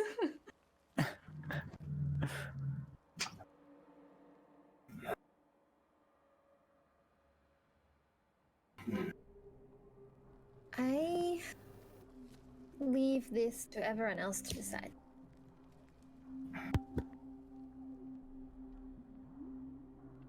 I mean, I don't think that they should be with us if we have to fight something. I'm also not sure Magarash is gonna be able to wield a weapon very well in this weather. If you want them in the hut, I have to stay behind, which means I can't fight either. But I can build you a little cave, cover the entrance mostly, leave just enough for you to get out.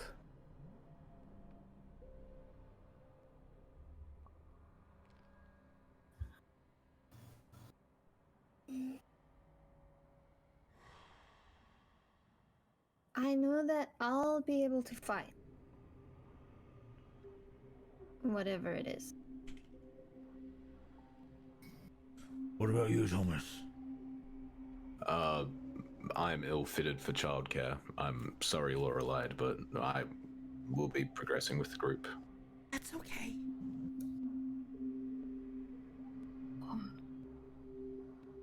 Maybe I should stay. I can look after them. I can't move as fast as you all at the moment.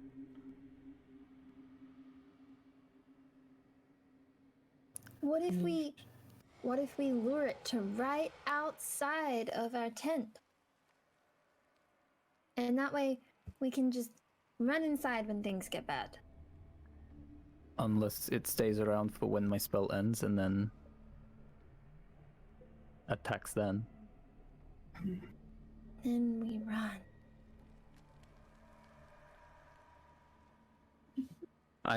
I'm in agreement that someone should stay here.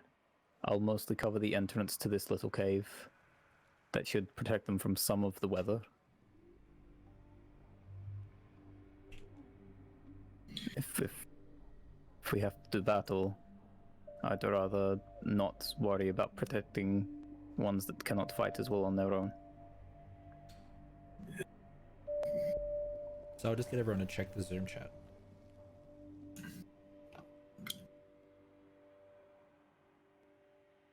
Unfortunately, we will maybe losing our Ellie soon, so this would be a perfect spot for Ellie's character to be on Benched. hiatus. Yeah. Get out of here. Get out of here. Sleep. Who even needs fairy fire? I'll give you the dirt. How about that? can you just like enlarge Bobby real quick before we go? Yeah. As long as you find combat within a minute. Can do. We can do that. Walks out of the cave. All right, you great bet. Come at me.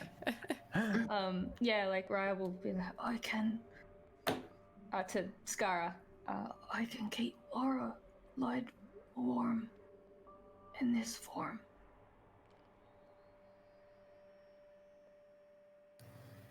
Are you sure about this? Not at all. But if someone has to stay,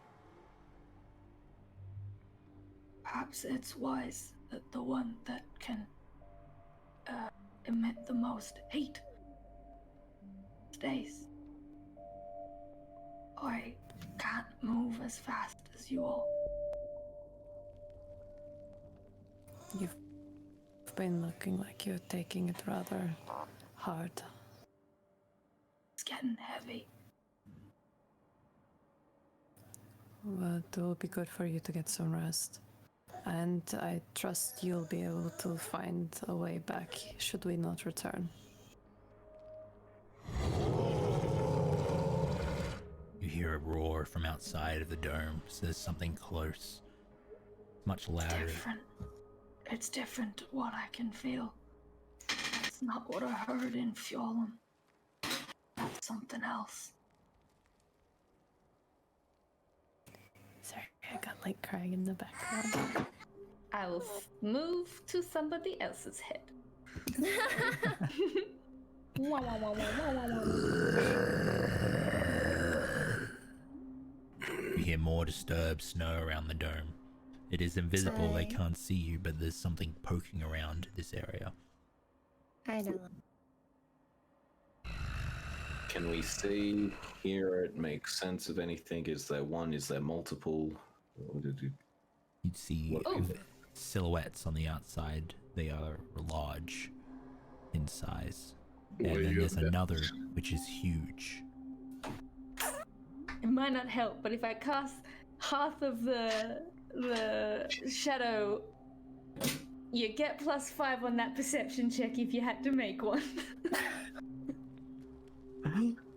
And the dome is invisible, and that's it.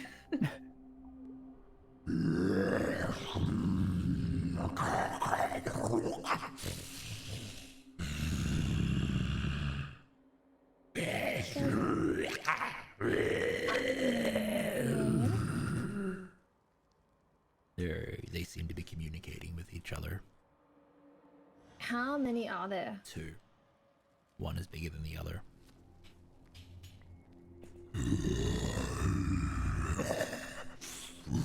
Can anyone understand this? They start digging around the snow in the area. I don't have a clue what they're saying, but I think if we want to do this, we may as well take them by surprise. It's done as fast as we can. They move away from the dome, but they're still investigating the area. I don't think we want them to find us, especially with the kid. Do we want to pick one, pile on it, take it down, take out the next one? Yeah. The bigger they are, the harder they fall. Mm-hmm. If we can go up quietly when they're not looking at us, I can quickly cover up the entrance here, so they can't get in. Take about 12 seconds, 18 maybe. Sounds good. So, sorry, just to place it, Jace is like behind, like covering up the entrance and stuff. If that's what we're doing, as we went out, I was going to quickly cover the entrance, hopefully before they noticed us. Yeah. While that's happening, Thomas, like, not moving too far ahead, like 10 feet at most, would be trying to start scouting and seeing what's going on, seeing if he could spot their exact position and whatnot. He's gonna push out of the dome.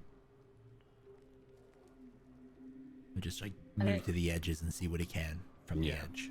Are you moving out of the dome? Not yet, no. Yeah. Not until like everyone else is ready. Again, that heavy precipitation is just blocking much of your vision. You can see their heavy forms moving through. Give me a perception check with disadvantage. With disadvantage, Yes, did you say? With Can I disadvantage. guidance that as well? Yeah. You get plus 5. It's 17. Was that 17? Did you say? Yep, 17.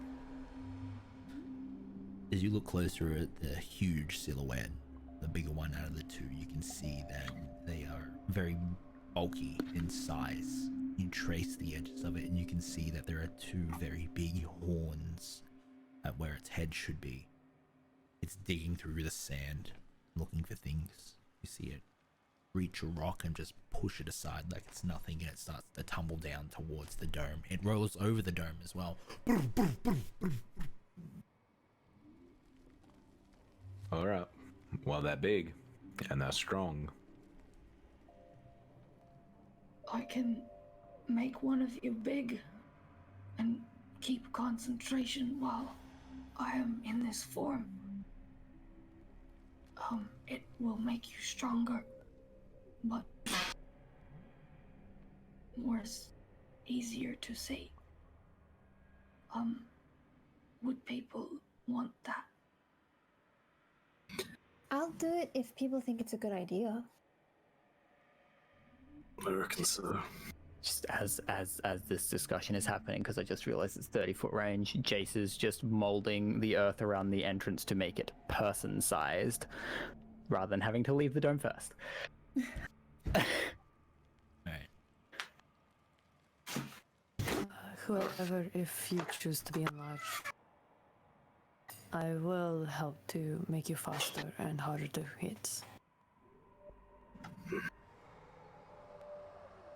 Bobby, you want a magical dose of brain go fast juice? And brain go big juice.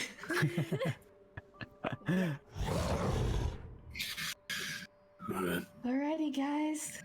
Good luck. I put on my snow gear and I stand. Do I have to stand very slightly outside so that I don't break apart the dome thing? Are you being enlarged? Yeah, then you would probably. Going to check You need one thing. Before we do, we're gonna go for the big one or the small one first? take the small one out first, I guess. Sounds good. Your clothes will not break. Okay? Not from the spell, anyway. Not from the spell. DM interference, I can't guarantee. Yeah, I guess when you guys are ready, Raya will cup your hands, push her forehead against yours, and then cast enlarge. And yeah. All right. 3, 2, 1, break. You guys, And then any more? you're there. Anything else that you guys need to do? No. All right. I was going to haste two of you. I'm leaving my mole with them and using the big great axe. Using Lazy Titan. Yeah. Hell yeah. Bills, yeah. Alright. Nice. And who are you hosting, Emma? You said you're hosting too. Oh god. So Bobby, because I said I would, and then Jace does bulk psychic. I do 2d8 psychic Bobby with and every hit. Jace. Oh, 3d8 now. Oh shit. Oh yeah, the axe talks. Yeah.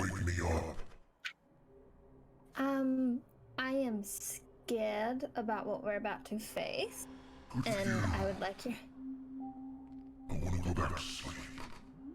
You can after this. I promise. You might have fun. Roll a persuasion check. Guidance. Thanks. If you look like you need it. I took it, by the way. Oh, that's what that little sound was. Yeah. So that's only 12. I'm not rolling too hot tonight.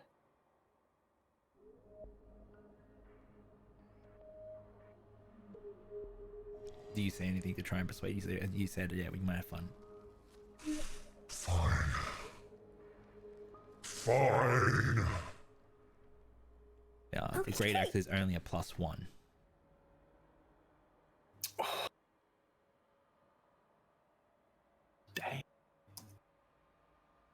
Okay. Yeah. And then I'm going back to sleep. Oh yeah, you go back to sleep after, and I don't disturb you again for a little, for a long while. We could have a nice friendship. Yeah, we'll see about So that. probably speaking You out haven't loud. spoken to me in, Sorry. you haven't spoken to me in weeks. I thought you'd want to sleep. Touche. Me to wake you up and talk to you, or would you like me to let you sleep? Because we can get to know each other. Who you've killed, who I've killed. Just, it'd be nice to, hear from you every now and then. Doesn't have to be all the time. I can do that. I like talking to you. You have a very, very soothing voice. Let's do this. Don't Let's disappoint do me. this. All right. Sick. +1 great axe. Yeah. Mm. Okay. That- Is that like a maul? Is that 2d6 as well? 1d. It's 1d12. That's Ah. too bad. As we all start to step out of the dome, Jace takes a deep breath, and you can kind of see under his clothes that the blade song is lit up. Hells yeah. Now, are we losing Ellie at this point? Okay, cool. Yes. Guys, I love you all, but I am very sick. let's go. Let's just say a quick, very much love you, Ellie, and thank you so much for being here and playing. And go. Thank you so much love for and love. playing through that. Good luck. Thank you. We are and going to do your favorite moments in the Discord, and hopefully hear your favorite moments in the Discord as will. well, and feel better. Yes, thank you. I will watch the end of the mod, so please, everybody, stay safe. Hells yeah. We get For, TPK. like the for the final, what Raya is doing is she's just completely cuddled up with Lorelei in the middle, most of her leg weight over Lorelei, and then her paw over Coda. So it's just kind of like a big mama bear hug between the two of them, Hells yeah. trying to get them to rest and sleep. And I'm gonna need to fix the cams as well. Goodbye. I love you. Go level up. and good luck, everybody. Thank you. While you're fixing the cams, I'll be right back, Josh. Dope. Who's ready to kill some beasties? Not. So is it +1 on the attack? And damage. Oh, cool. Did we get to finish a long rest before this and get rid of that exhaustion? Negative. It doesn't really think affect the so. combat, it's just ability checks at the moment, not attack rolls at least. Or saving throws. Or saving throws, yeah. Okay, I thought it might have been saving throws as well. Nah, that's Did level you? 3 as well. Level 3 is brutal.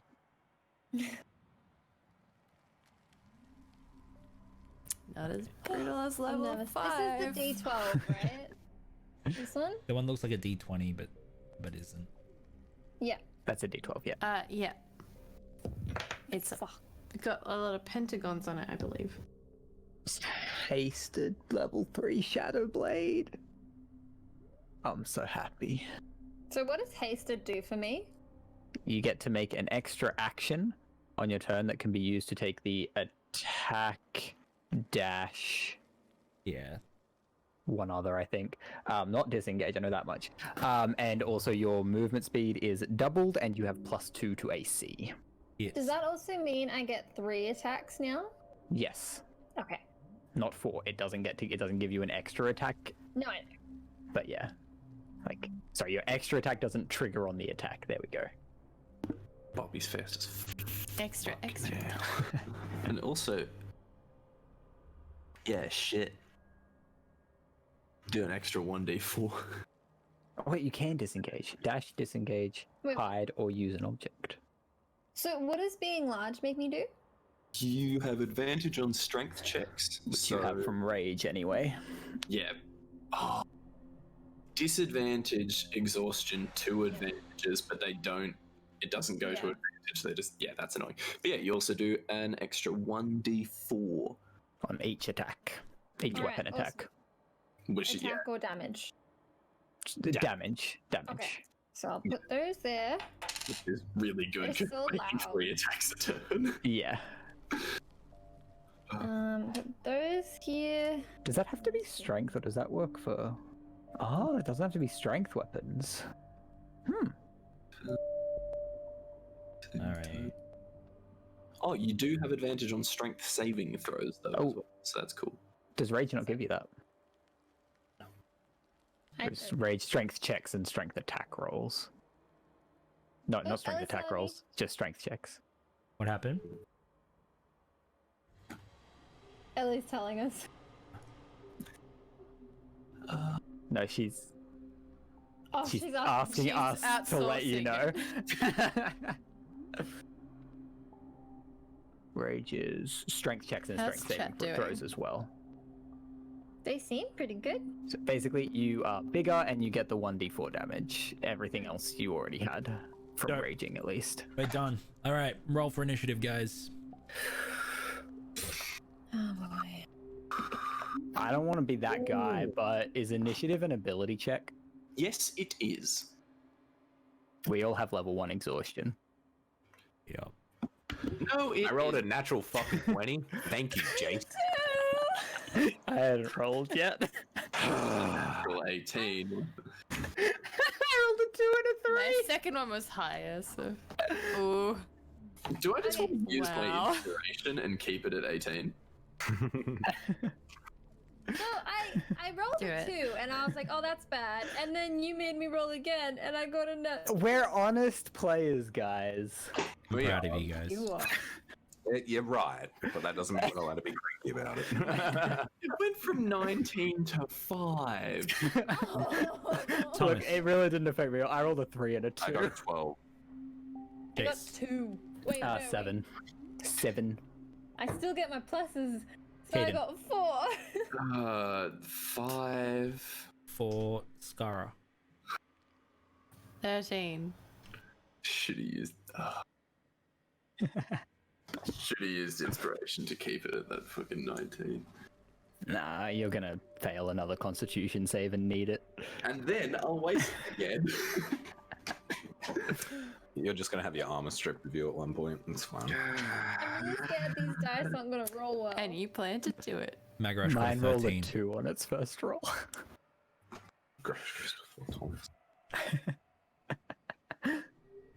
I keep getting 13 on initiative this week. And Sorry, guys. sharing with someone else. This is the second time Jace has had under 10 initiative. Ouch. Good old Dex I character. mean, that's not often, but You're being asked to Emma, check your check your messages. Who, me? Emma. No, Emma. And we have inspiration. Thank you. Oh, man, it's not until that hurts me. Pinks are on too. Chat. Until Yeah. Why? bruh. It's not until next level, but you get advantage on initiative as well. Aww. Ah, shit. As you guys breach the dome, you push out into the heavy snow, and then you see there standing a very, very, very large furry creature with horns. Those that may know this creature, this is a Yeti. One is indomitable, the other looks younger. I've killed characters with one of those. Haha. They were level 6 too. Haha. We're screwed. Alright. Did they get an extra turn of casting just big concentration spells before the fight? No, they didn't. Okay. First up is Skara. We are missing Skara at the moment, so we will hold the phone. I'll continue to build the awesome scene. The wicked winds whip at your faces, your Fireball. fingers go numb again as well, and your eyes start to feel like they're about to freeze in their sockets. These big creatures are here, and they've been following you for quite some time now, and to see them revealed is horrifying. Light him up. Alright, Skara, you're up first. You are facing two Yetis. how did Jace's firebolt go when he experimented? Sorry. Fire does seem to work. Okay, well, I think we all know what it has to do. It's Witch Bolt. Witch bolt, break the haste. Yeah. I will say this: your movement, it is difficult terrain around this point as well. Your perception So is I'm just also normal. hampered. Yeah, Yeah. you and I are normal. Barbie, Jace. Okay, well, if Thomas Rain. I am going to cast Fireball if I can angle it, if she can possibly angle it to get both the sort of shadowy moving forms, They're she flanking will. you, so there's one Otherwise- in front of you and the other on the other side. They've been investigating this camp, so they are separated. Sweet. Okay, well, the one closest to the cave where the youngins are. You could probably go for the bigger one if you think that would be more fortuitous. Or the little one. There's a really big abominable We yeti said we were and going there's to a pile little up on yeti. the little one. Oh, is that what the plan was? Yeah, go ahead. Yeah. Just murk the little one. Yeah. Yeah. Reduce Yeah, the okay. source of incoming damage. So she's wearing gloves, but even through the gloves, you can see the glow of her little ruby in her arcane focus as she casts Fireball at the little one. All right. That is a Dex 14. What was it? 14? Mm-hmm. Okay.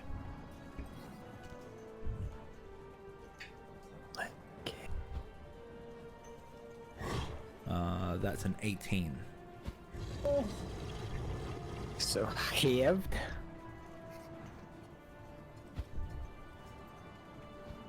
Just roll max damage.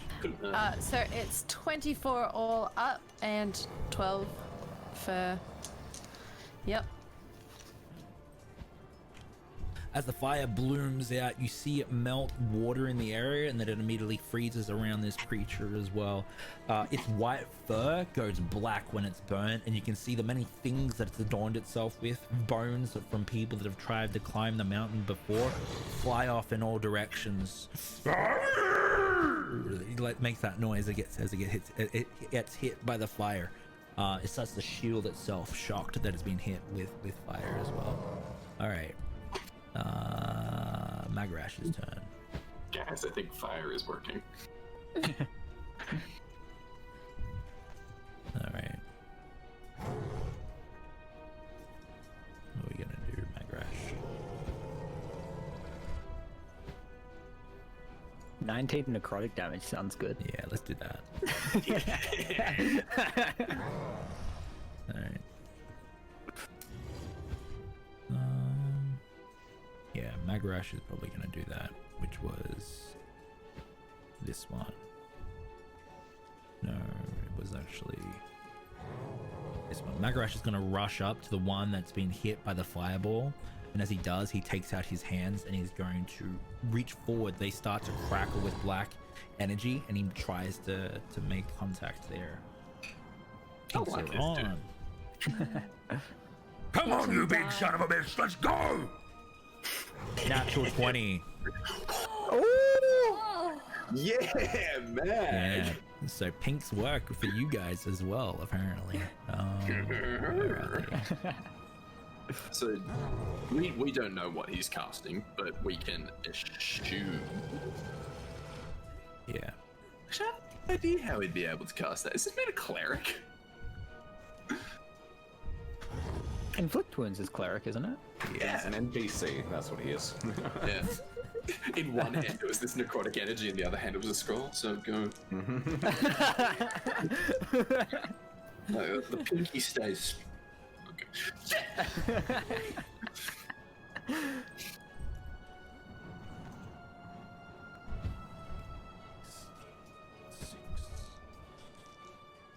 it's a lot of dice. Oh yeah. 1000 damage. With brutal crit. This is the it's brutal time to crits. be thankful for brutal crit. And then as the Yeti rolls its next attack, we'll be really not thankful. We'll be like, oh fuck.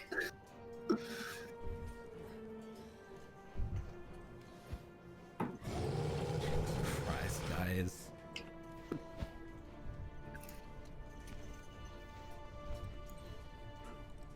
Okay. Yup. That's what happens. Did he just kill it? Just checking fought himself. resistances. Alright. Okay. Alright. Magrash is gonna come over and he makes connection with this creature. He's like, "Argh!" He starts to push it down, and that black energy starts to whip and vine up the creature's form and into its vascular system. And as it does, you can see his eyes start to become black as well. Argh! You can see his his tusks pushing out as he pushes it down in the snow. He's breathing very heavily, as you can see his misted breath push off. The creature dies and then rolls to the side. All right. Holy shit. Yeah. That's a natural 20 with He went brutes. easy on you. He did go easy Yeah. on it. He tickled you. Oh my god, I need to It was check. just floating. That's all it was. Alright. Thomas, you see that the other one, the huge one, sees this happen and then just lets out a billowous roar in rage.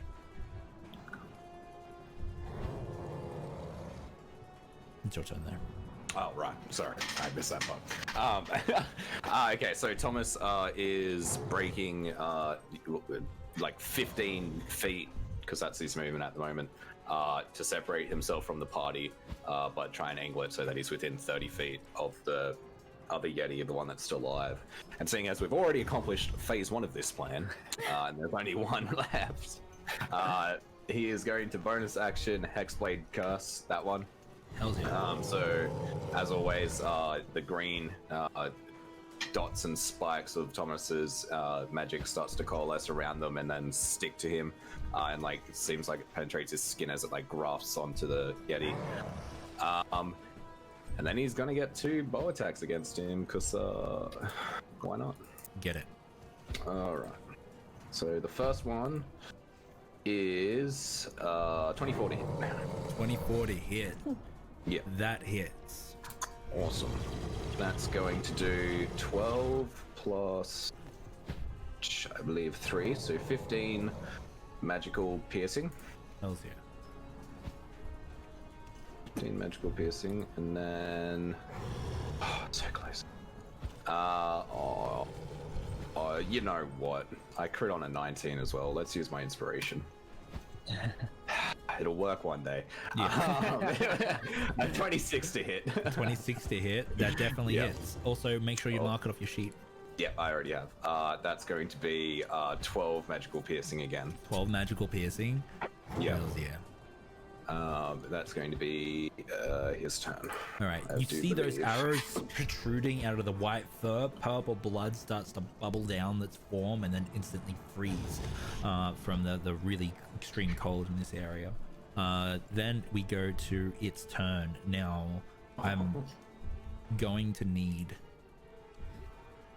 from you all a Constitution saving throw. As what you see as it takes in a deep breath, the air howling around you starts to stand still and then be intaked towards this creature's mouth. Its mouth begins to glow a frigid blue, and then it just exhales this massive frigid wind towards you all. I'm gonna use my inspiration. As am I. We have disadvantage, don't we? No. Saving? No, you don't. We Well, did I critical fails, right? Brutal, We use my brutal inspiration fails. too. Yeah, we do brutal fails. Cool. Oh god. Alright, I used my inspiration. I never actually ticked it on, so I don't have to tick it off.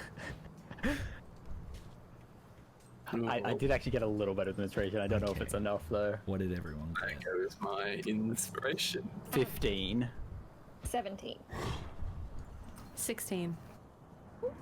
15, 17. Okay, so let me start from those. So, okay.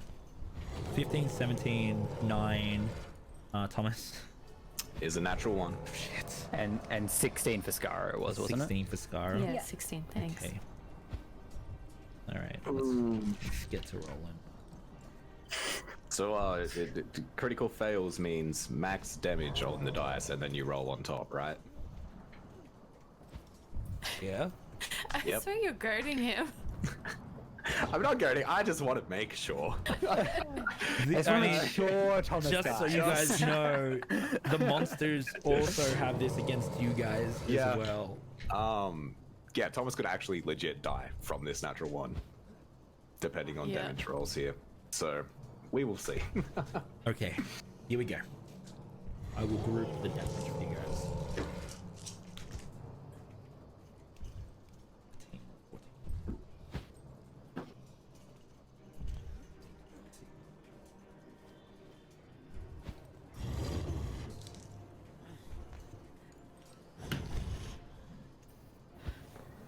Yep.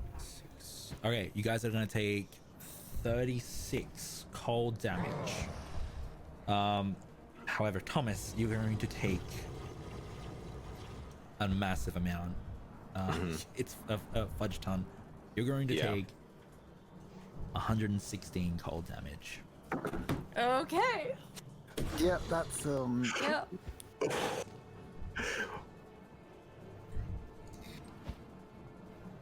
Cool.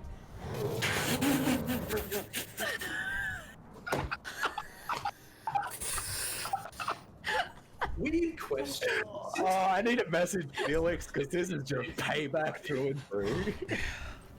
Just a weird question. Just since Thomas distanced himself 15 feet away from the party, is he in this area of effect? From memory of what its radius is, yeah, it very much could be. It's in range. Okay, so the rest of us took I 36. better roll for Nagarash as well. were there any halves in the 36 as well, just before we forget the numbers? Halves. Oh, so Like, did halves. anyone succeed on what the was the saving highest throw? roll? Yeah. 17. 17 was the No, highest. you all took full. Holy shit. Okay. Do we just want to go back to the Concentration check as well, Emma. Yeah. Raya! And on the dome too, right? I got advantage on Or that. did you drop the dome? Did you drop the dome? When Is it I am not in the dome Yeah, doesn't oh, exist. okay, very cool. Okay, cool. Yep. Do you guys remember when I was like, I have inspiration, you guys, like, you can use it on a constitution save, and then I was like, yeah, but I'll waste it too. I rolled a 4 initially, and then I rolled a 3. Doesn't matter Nagarash- because 17 didn't succeed. Nagarash takes the full amount as well. 17 didn't do it. Do you remember when Thomas wasted his inspiration on crit fishing? All right. A divine intervention. Oh, I kept. Okay, so we have a divine intervention if you want to accept it. I'm gonna leave that entirely up to Jacbon. Yeah. Oh, Yeah, come that's on. definitely your call.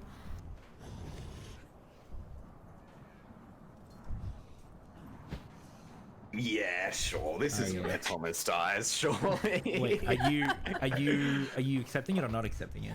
I think it was Mahak. I definitely wouldn't accept it, but I think with Thomas. But also it was a critical failure, so I feel like I should just wear that. It's up to you. Take your time. How about I just had for to the pass rest of this 10, session, right? Thomas is just out. 36 halved is 18. Gets past 18, Emma. 36 halved is 18. Oh, that's how you work it out. I don't. It's either the damage halved or 10, whichever is higher. Okay. Do I add anything to it? It's a constitution. Constitution. Okay. No, don't make it. So now Bobby 17. and Jace also don't get turns after this. All right. So I need a decision. Are you wearing it or are you taking it? Oh man. It's up to you. Look, I'm sorry. I do apologize, but I am a player that wears it. It's Okay. a natural one. This happens. So I apologize to everyone, but I am going to suffer the consequences. Okay. No apologies, it's your character. It's your character. It's your situation to be in. Yeah. So I will Man, I bloody. crit fished. This is literally. I'm going to only give my you fault. back your 50,000 points. Now, this thing, like 50,000 points, is very substantial. We appreciate you watching us for that amount of time, and and thank you please- for being here. But if he wants to take this story beat, then we can take this story beat and we see what happens. It's here we go. The rest of us. And thank you, Bloody. Please, thank you so much. Oh, I accidentally gave back someone else's. Oh, that's fine.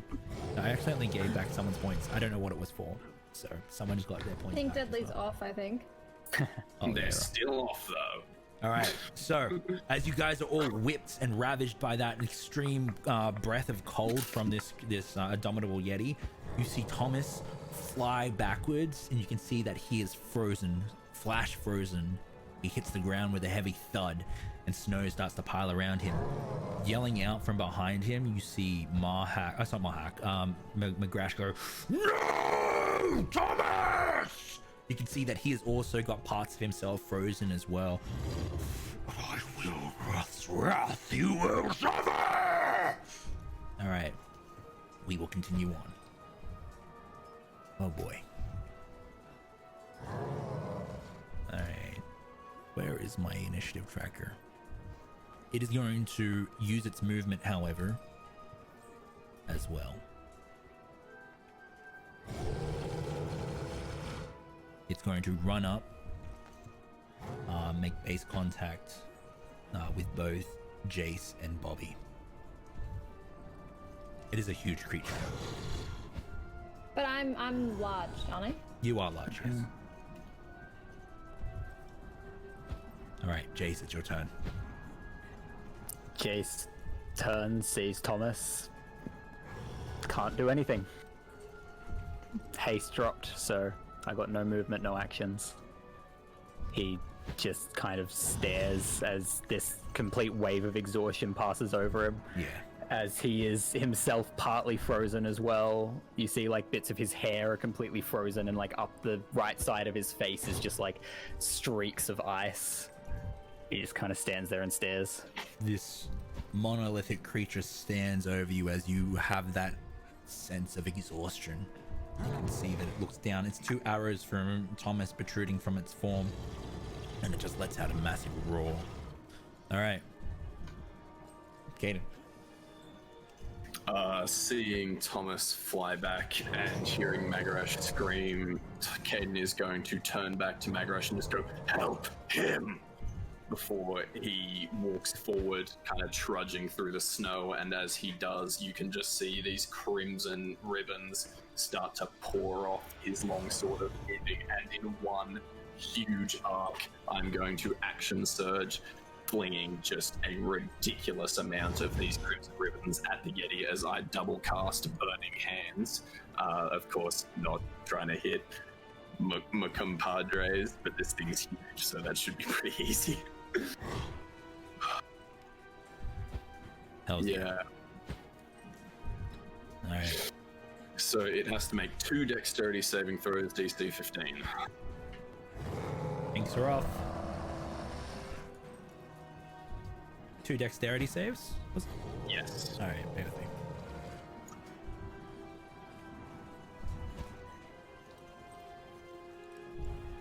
All right.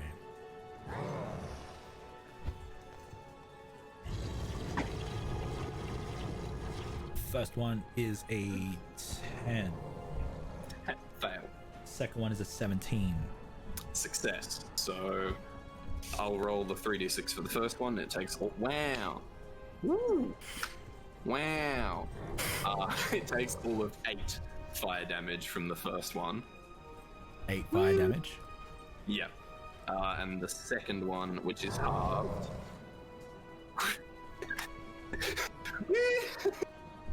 Doing math in my head, it takes 9 halved. So all up, this bad boy took 12 fire damage, and I'm ready to eat myself into the sun. Fire licks up its icy form, and you can see parts of its fur kringle back as it whips off as well. This place is extremely dangerous. And You'll fucking burn for that. And as he says that, you can see some of these crimson ribbons again kind of come out from the neck and ignite around Caden's face as ice begins to melt and fall off as I bonus action second wind. Hells yeah. Get it. I'm trying to remember if it's plus con plus level or if it's... It's just 1d10 plus level, I want to say. Yeah. Ooh! I thought it was a 1, and I was like, kill me, and then it was a 7, so I get 13 back total, which is nice. That is, however, my turn. All right. Okay, I think because I forgot, we'll probably just have to wear it, but I could have used my Blessing of the Raven, not Blessing of the Raven Queen, Favored by the Gods ability to save haste, because I was only off by 1. I don't know if we can do anything about that now. If I could give up my next turn in order to keep haste up, at the very least giving Jace's turn back. I don't know. Sorry, can you tell me that again? Exactly what you were saying? I forgot to use an ability that I have because I've never had to use it. Yeah. And I remembered, well, when Caden did extra stuff, and I was like, oh, I have extra stuff, and I remembered. So the ability would have helped you keep haste. She's got. Yeah, I was off saving haste by 1. Yeah. Yeah, I've got Favored by the Gods. I can roll 2d4, so I definitely would have saved haste. Okay, cool. So what I'll do is that I'll let you, use your action now to keep a hold of it, and that way you'll be able to bring back the haste, because we've already narratively moved forward. Okay. So it flickers out. Her concentration wavers, and you could feel the lethargy sweeping over you. But then, she rallies right before she loses hold of it, and haste stays. I'm sorry about your turn, Jace. Oh, good.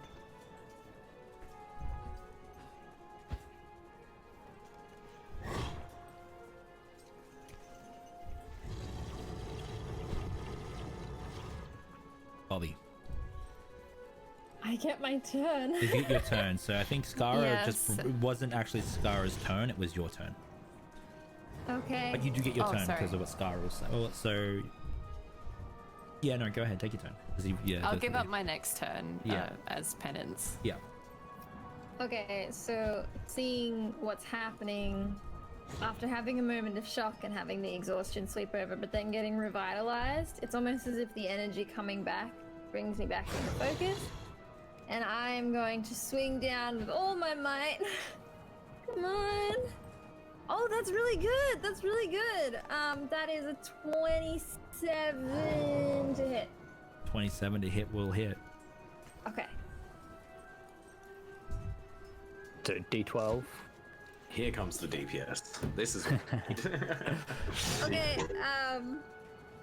I forgot to rage. Oh no! So you can just bonus action rage and then still have it on your next 2 attacks. Okay, Yeah, cool. I okay. bonus action rage now. But you do still get 1d12 plus strength plus 1d4. Yeah. Okay. Plus 1 as well. Oh yeah. Hey. Yes, Stick that's a little what extra it is. 1 in there. So, what's? Sorry, one second. Okay, so that's 14 damage. 14 damage. 14 damage. Okay, Slashing. please do descriptive as well. Yeah. Sorry, I'm just making sure I did that right. Yes, I did. Okay.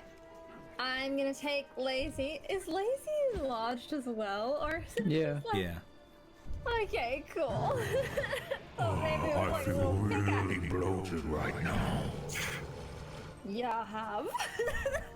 I'm gonna slam down. My goal is to cut it right across the chest, try and get into its neck a bit and slit it open. And I want blood to spatter onto the snow as the blade just cuts off. And that indeed is what happens. You leave a massive crosshatch scar across its chest. Purple blood spews out. It lets out a roar. I roar back with just as good as voice acting as you. And then strike it. This time I want to just jab it into its chest. But I don't think that's gonna happen. Maybe it's because great axes are not jabbing weapons. Jab. I may have been picturing, A halberd yes. or a glaive, yeah. That's 6. No, that's No, that is a 16 to hit. That hits. Oh, okay. And now I have rage. I rolled 1 on both my dice. Yay! 7 damage. Wait. What's your rage modifier? Damn. Okay, so that's. I'll take. Should be what 10, JP right? Should be 10. Yeah, I forgot to add rage damage. Oh, okay. That's 10 damage. Unbelievable. Hey, it's more fire damage than I did. Okay. 10 damage. Yeah. All right. And then this time, I don't think I'll get all the way through, but I am going to hack its arm off. Like, that's the intention behind the swing. Yeah, so I'm going straight in. Tries to Bat you away from it. Oh, that's good. That's good. That definitely hits because that's already an 18. Can I not do the math? It's fine. Just roll your damage. All right. Different roll shit. You're my Bobby dice. That's good. That's good. Okay, that is. I'm sorry. It's okay. So it's 8 plus rage is 10, right? Yep. Okay. Plus the axe is 11. Plus something else. The D4. Plus 4 from your strength. Ooh. Okay, so Did that's you strength 15. modifier? I already rolled the d4. I got a 3 on it. Okay, so that's Also, yeah, I 15 did do the maths wrong on the first one. It was only 9, but that's okay. Okay. 15 damage-do. Damage-do. Damage-re. Damagery dues. I was thinking, dollary dues. That's what I was going for, but damagery dues, which just sounded not great. So with 15 damage, I try and sink my lazy titan into the arm and try and hack it off. All right. You do sink into the muscle. However, it doesn't hack the arm off. Blood does spew out and hit the fresh powdered snow, but you pull back Lazy Titan, having not completely chopped it off, but have definitely done some work on your intent.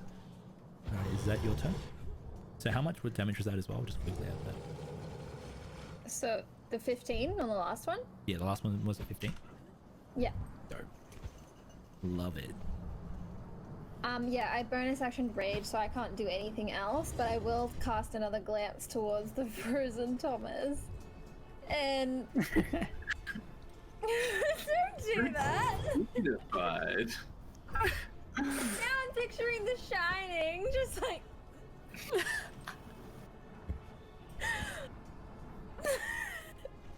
That'd be Oh, sad. okay, you no dick. play.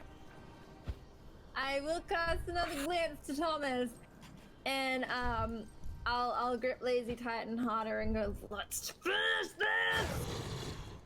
Let's do it! No Zoe's voice. Yeah, he's excited at this point. Roll a persuasion check. Ah, that's pretty good. That's pretty good.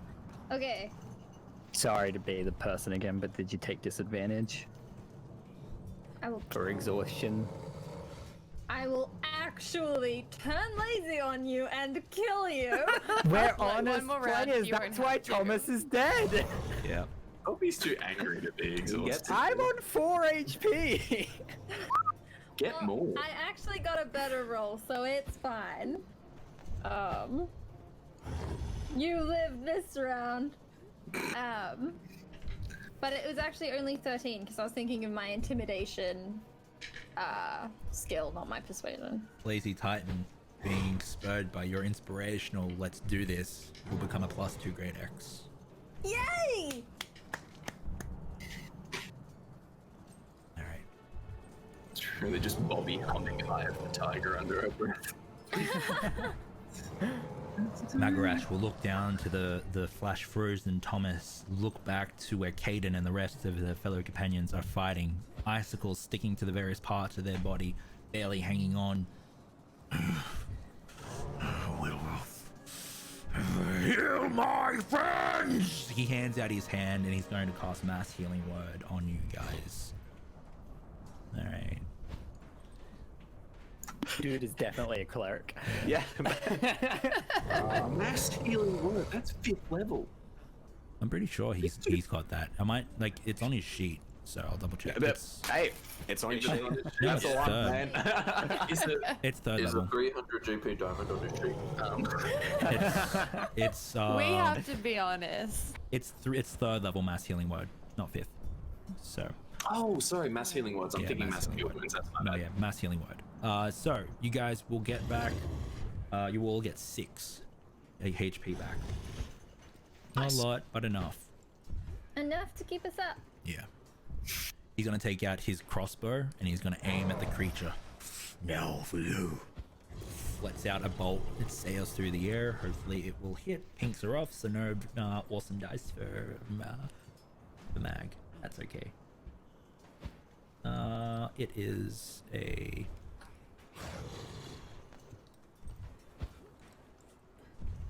17 hit, so that will definitely hit. Dealing 9 magical piercing damage. Sick. Pretty sure that's his turn though. Real glad we brought this guy with us. Yeah, he's a lad. How's it feel to have turns, guys? It's great. Good fun. I took 2. Even I got one. Like, You got to tick that one off your bucket list. Dope. So it digs deep into the creature. It bounds back a little bit more and then roars towards Magarash. Okay. Moving on. Thomas, you are dead, so no turn. Oh, way to rub it in. Yeah. Being a little sassy. Okay, so standing over Jason, the large Bobby, the indubitable Yeti is going to look at both of you, and it's going to And make. me. Are you close range too? Can you He base ran up contact? to burning hands. Oh hells yeah! Okay, cool. So this is how it's going to go to Ian. Since you were the one that used burning hands on it, it's going to use its. Huh? It has disadvantage. Yeah. Oh yeah, Ancestral Guardians. Yeah. Hells yeah. They're made out of snow. Shit, well, wait. You're welcome. I need a Constitution saving throw from you, Caden, as you look at this scowling look towards you. A chilling gaze starts to emanate towards you. Feel yourself being succumbed by the sheer cold of it and the surrounding area. I'm not good at Constitution saves. That's a 10. Man, I thought you were a fighter. Yeah, dude. I rolled a 3, a 4, and a 5. Caden, Oh, you've just seen Thomas fall underneath the sheer cold of this creature's breath, and as it stares down at you, you can feel parts of yourself giving up, both to the environment and the situation. You are going to take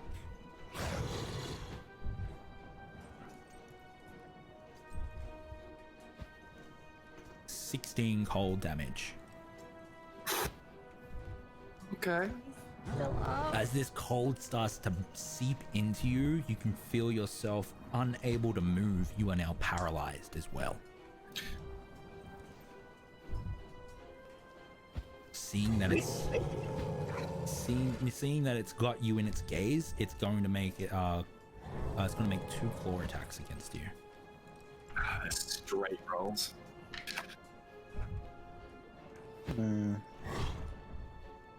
I'm probably going down with this.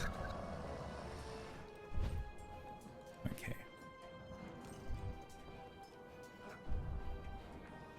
17 for the first. Miss. Okay. 23 for the next. With disadvantage? Straight It was roll. Straight roll Paralyzed. because of paralyzed. That is a hit, because I can't take reactions right now. Okay, so that's a hit. However, you are also paralyzed, which means it's a crit. Yep. Fuck.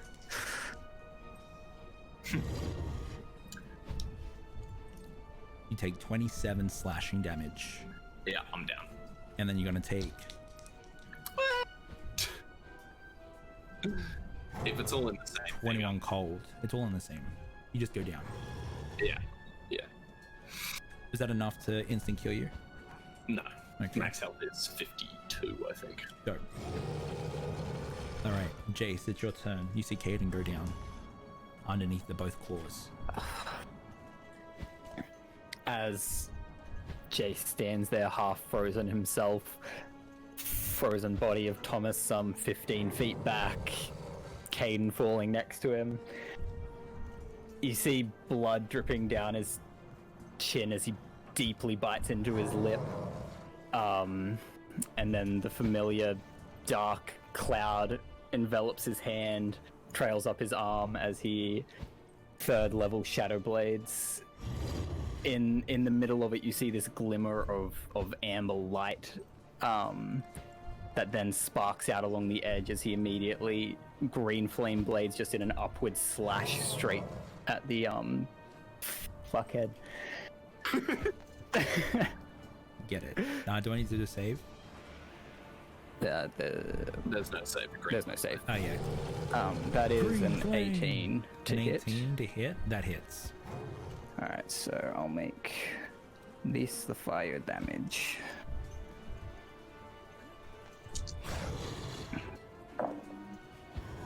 Okay, so 7 fire damage. 7 and fire. then, yeah, so 7 fire and then, hang on, 12, 14, 19 psychic. 7 fire and 19 psychic. As you see it sear the front, but it never like draws blood. It just seamlessly goes up through the skull of the Yeti. As Jace then immediately just brings it straight back down for another slash with the hasted action. Just a normal this time. Don't break flame. All right. You can see now that it's bleeding profusely, decorating the snow with its purple blood. Cold. That one's pouring from its mouth. That one's 15 to hit. 15 to hit? That hits. Yeah. Just out of curiosity, was it having to maintain concentration on the paralysis, or was that just me being hella chilly? Concentration? Yeah. No concentration.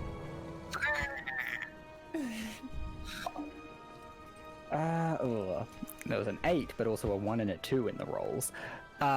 So that is 11, 16 psychic damage on the second Hells attack yeah. as Jace swings back down with the blade, carving the same path through, leaving no marks. You can see that it's starting to weaken now. It's starting to sway, and then the wind is starting to manipulate it a lot more now.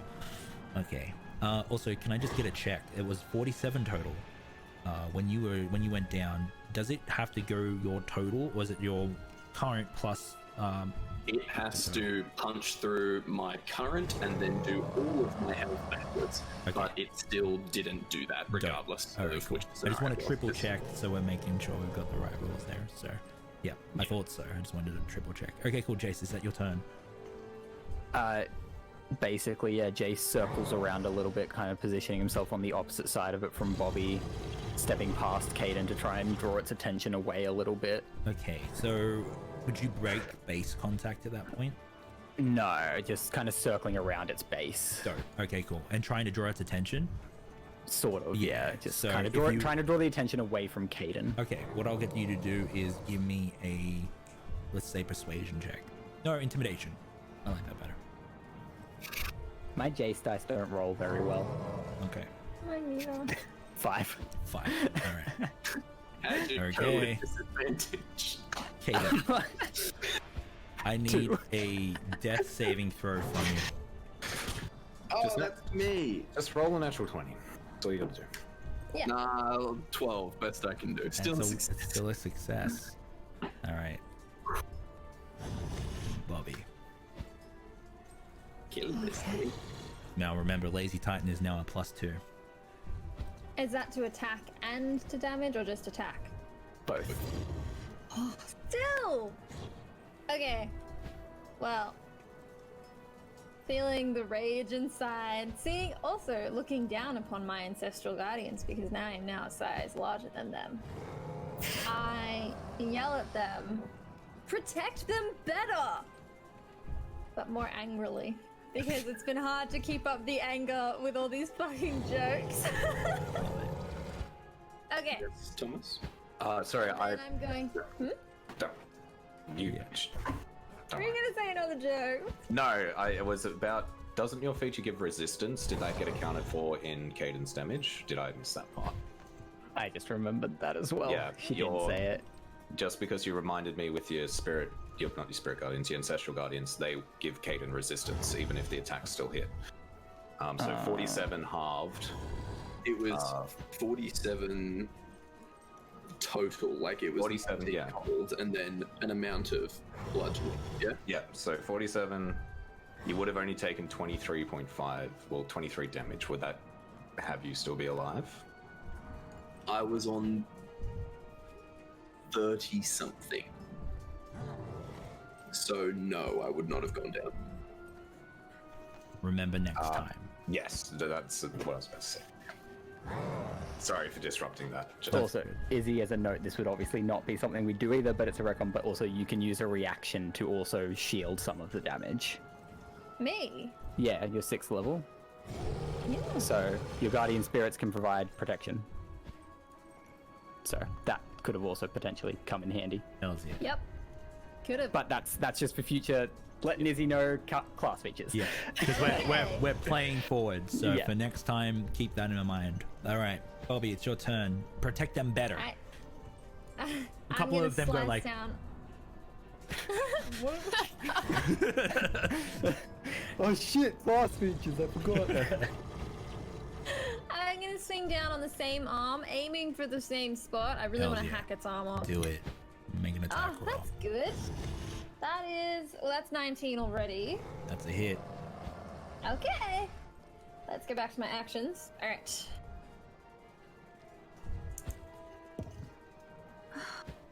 I keep doing this. I rolled 2 on both my dice. So that's 13 damage. All right. Lazy Titan comes out, and as you do, you cleave off the arm and hits the ground with a heavy thunk. More purple blood spews from the wound, and you hear from Lazy Yeah, Titan. like that. I'm glad I didn't sleep through this. All right. Lazy Titan will become a +3 Great Axe. Oh my god, this is amazing. All right. All right, I am swinging again. Do it again. I'm aiming for the leg of the same side that I hacked off. Yep. Get it. Oh, that's probably not gonna hit. That's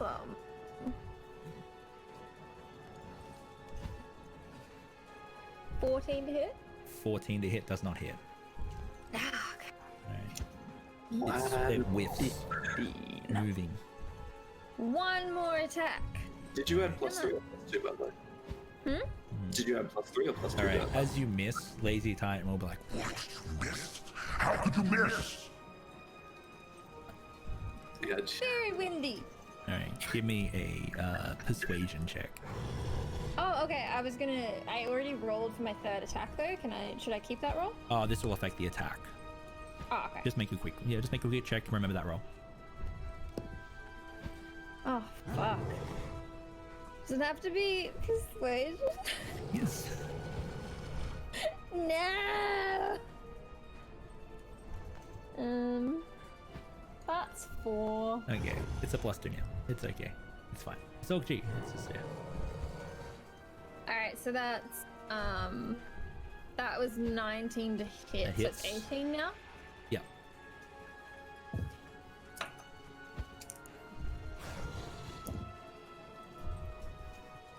Guys, I did it again.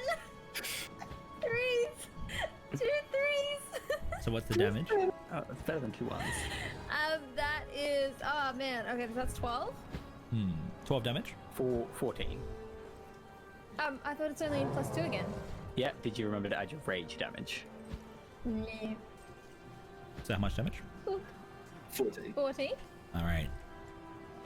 as you miss the leg, almost instinctively you bring Lazy Titan directly down in between its brow. The skull cracks open, brain matter spews out, and the creature slowly looks up to see that Lazy Titan is embedded in its head. It heavily falls to the ground. All right. My noggin took a sloggin. All right. Sorry.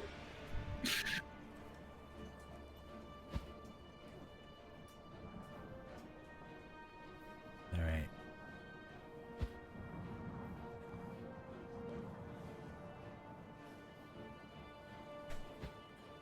The scene is yours, guys. Caden, We give did me a death saving throw for good measure. Yeah, both The are deaths. moment that it falls, Scar will Blessing of the Raven Queen to Caden and cast Cure Wounds at the 3rd level. Oh, yes. Give me hit points. I need them. If anyone wants to come into touch range, I'll twin spell it for you. Yeah. Well, Jason basically already is. Yeah. Magarash is going to run over There you Thomas. go. Thomas! Thomas! He's going to pick him up and just start shaking him. Thomas, wake up! And that is where we're leaving tonight's session. How many hit points? Sorry. All right. Guys, we're not going to be able to do favorite moments tonight. But we will throw them in the chat as well. We are just over time 19. again. Let me put us on Adana's mad. All right. How we feeling, guys? We okay? Oh, that's intense. That move be strong. Yeah, what was that? Cone of Cold? Mhm. That's what it felt like. Okay. You can tell me to not say this, Josh. I want to check with you first, but can I tell them what the dice total was? Like how many? Yeah, go ahead. Because I was rolling. I wasn't averaging. Yeah. No, I know. It's 8d10, that move. So Thomas failed, immediately took 80 damage. And I only rolled 36, and the average is 45. So I was actually rolling below average with all the rolls tonight. Oh. Okay, guys. We should probably go, but if peeps really want to do favorite moments, we can do favorite moments now, so we can unwind and sort of catch our breaths. I'm okay with either one. I'll start scouting the raid target anyway. How are you all feeling? I don't know. That's rough. Yeah. Yep. So you've got a backup. I don't know if it's too soon, but yeah, if you need new stats, I can roll new stats. Just for the chat's benefit, M was the one that rolled Thomas's stats, and Thomas's stats effectively landed him the stat block of what I'm dubbing a +1 commoner. Look, they're not bad stats. No, it's human soldier. Fine. And what did he make? A half-elf soldier. Oh He boy. made Joe slightly more than normal. Oh. All right. Explains why he's body soul for power. Do we want to do favorite moments, or do we want to put them in the chat? I leave that Everyone decision else. to everyone else. I'm okay with either. I'm good. I'm good either way, so. Emma, you good either way? Can we stay extra? Is chat Yeah, okay to stay extra as well? Link's asleep and happy. All right. Well, let's. I would favor inside of doing the favorite moments now, only because it's At the good. very least, when someone dies, I like when we do like favorite ever moments of that character. We just do like a montage. No. Yeah. Okay. Not for No, Thomas. we'll do it. Yeah, no, it's fine. Yeah. He was alright. We liked him. We'll be set. You got your fan art from Ellie. Pretty much, man. Yeah. All Made right. it to level 5. Hey, 25 sessions with a not great rolled character. Yeah. Yeah. So people And are true to they- form, died to a nat 1. have you read what what chat's saying? It's I'm still glaring at Cleric Mag. I mean, He's got third level spells. if that's not a dope cliffhanger, quite literally on a mountain which is filled with cliffhangers, we'll find out whether or not I am Mag just saying. has Revivify or not. So If he doesn't, he will soon be ejected off this cliff. yeah. No, I just hope that he doesn't have it, but he's like, oh, I do have this bag of diamonds though, and Yeah. Raya's like, oh. We have 48 seconds. Yeah, Yeah. you guys only have a minute from the moment he dies. so- Yeah. Blood of cliffhangers. Amazing. Okay, let's do favorite moments then. So guys, if you are here for the first time, we end our sessions with something called favorite moments. What favorite moments does is it's an injection of wholesome goodness at the end of our sessions, especially tough sessions like this. We like to go around and just, make sure everyone's okay and make sure that we're building each other up because, we are a very tight-knit player community and storytelling community. So we absolutely love doing that for one another. So what we do is we start with the first person, which tonight will be Bobby. And then we will go down the line and then give favorite moments for each individual person. So we start with the self because self moments are most important. So Bobby, what was your favorite self moment? And chat, if you want to be included, please at TraderGM. I'll read them on the chat and please include everyone because it sucks not to get a favorite moment. So go ahead, Bobby. I was happy that I remembered that about Lazy Titan. Oh yeah. I was like, I've been carrying this bad boy for ages. Time to crack him out. I love it. I guess actually I love that you brought him out, and I love that he was sassy about not being talked to for weeks. It's like, "Are you talking to me now?" It's like, "Yeah, I want you to sleep." I was like, "Okay." It'd be nice to talk about sometime. Jace, what was your favorite Bobby moment? I really, really liked the visual description of the blood flicking off onto the snow after like the first slash that you did, because I mean, fuck if that's not just an aesthetic first and foremost, but also it was just a very, very vivid description. I liked it. Hells yeah. Okay, Caden, what was your favorite Bobby moment? Protect them better. Oh, that's so good. I was thinking of that, and I was like, oh, I'll say something along those lines, and I'll say it really angry, but then we just kept laughing. How can you get angry at that? So good. All right, moving on. Scara, what was your favorite Bobby moment, please? So everything that's already been said, which was on my list.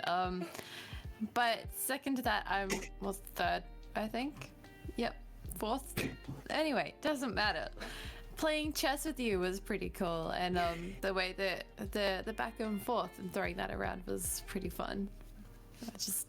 Bobby's awesome, but for real, the combat descriptions were top tier.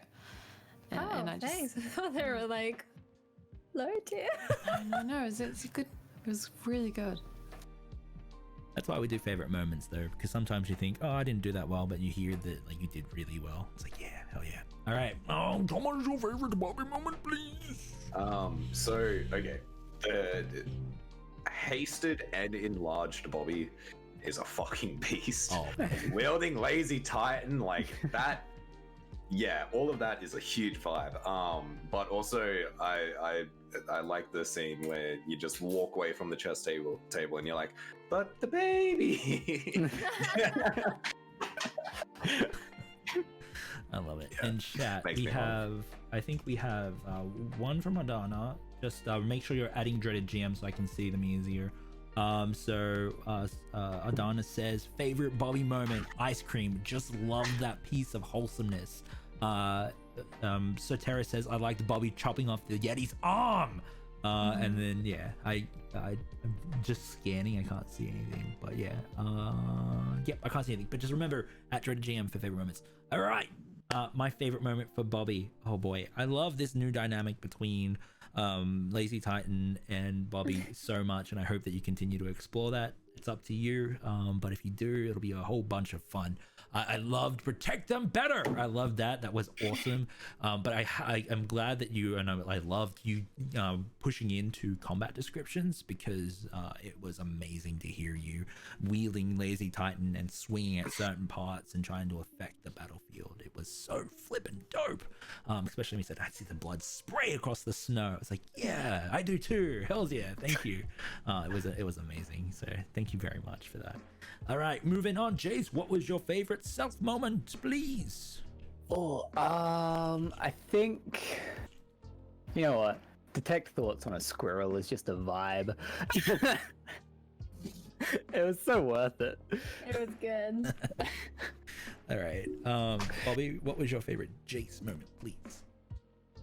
For me, it was the small moment of when you molded us to make the hut, but then you shakily did the sigils. That was really cool. I liked that. It was a nice touch. Hell yeah. Hayden, what was your favorite Jace moment? Psychic blade plus green flame blade. The image of the shadow blade passing through it and not leaving any mark, but the green flame scorching up and searing it was just an awesome description. And I love that you went into the skull. In my mind, that's where the psychic damage comes from. You stab the brain. I love it. It was such an awesome description because just the image of Jace doing that rising uppercut, like straight into this thing's head. So dope. Skara, what was your favorite Jace moment? Okay, so it is shared with JP a little bit, but when you were fighting with Kaden over whether Raya was like a friggin' ranger descended from lycanthropy or just constantly being like, no, that's dumb, but also maybe. That was so funny. You guys had such a great dynamic there, and just, oh man, the rationale behind it all was so entertaining. I loved it. Thomas, your favorite Jace moment? Look, it's worth saying I agree with Emma because that scene was hilarious, the both of you. And truly, like, I had it planned that when Josh was going to ask me Raya's favorite moment, I was going to say, oh, did you mean the ranger descendant of a lycanthrope? But that's all right. Another thing I did like outside of that was the moment where you're just like, looks at Thomas, yep, can't do anything, and just runs straight in. It's like, yep. Makes a lot of sense to me. Still got a Yeti to fight, still got to run in and get some. Oh no, wait, am I misremembering? Where you dropped haste, that's right. I couldn't do anything, but that's okay. It's still the thought process that was more my favorite moment was, I can't do anything anyway. I love it. So, wizards apparently have no access to healing. Yeah. Just reading what we have from chat. So Terrace says, Jace, I 100% loved the spell descriptions tonight. So awesome.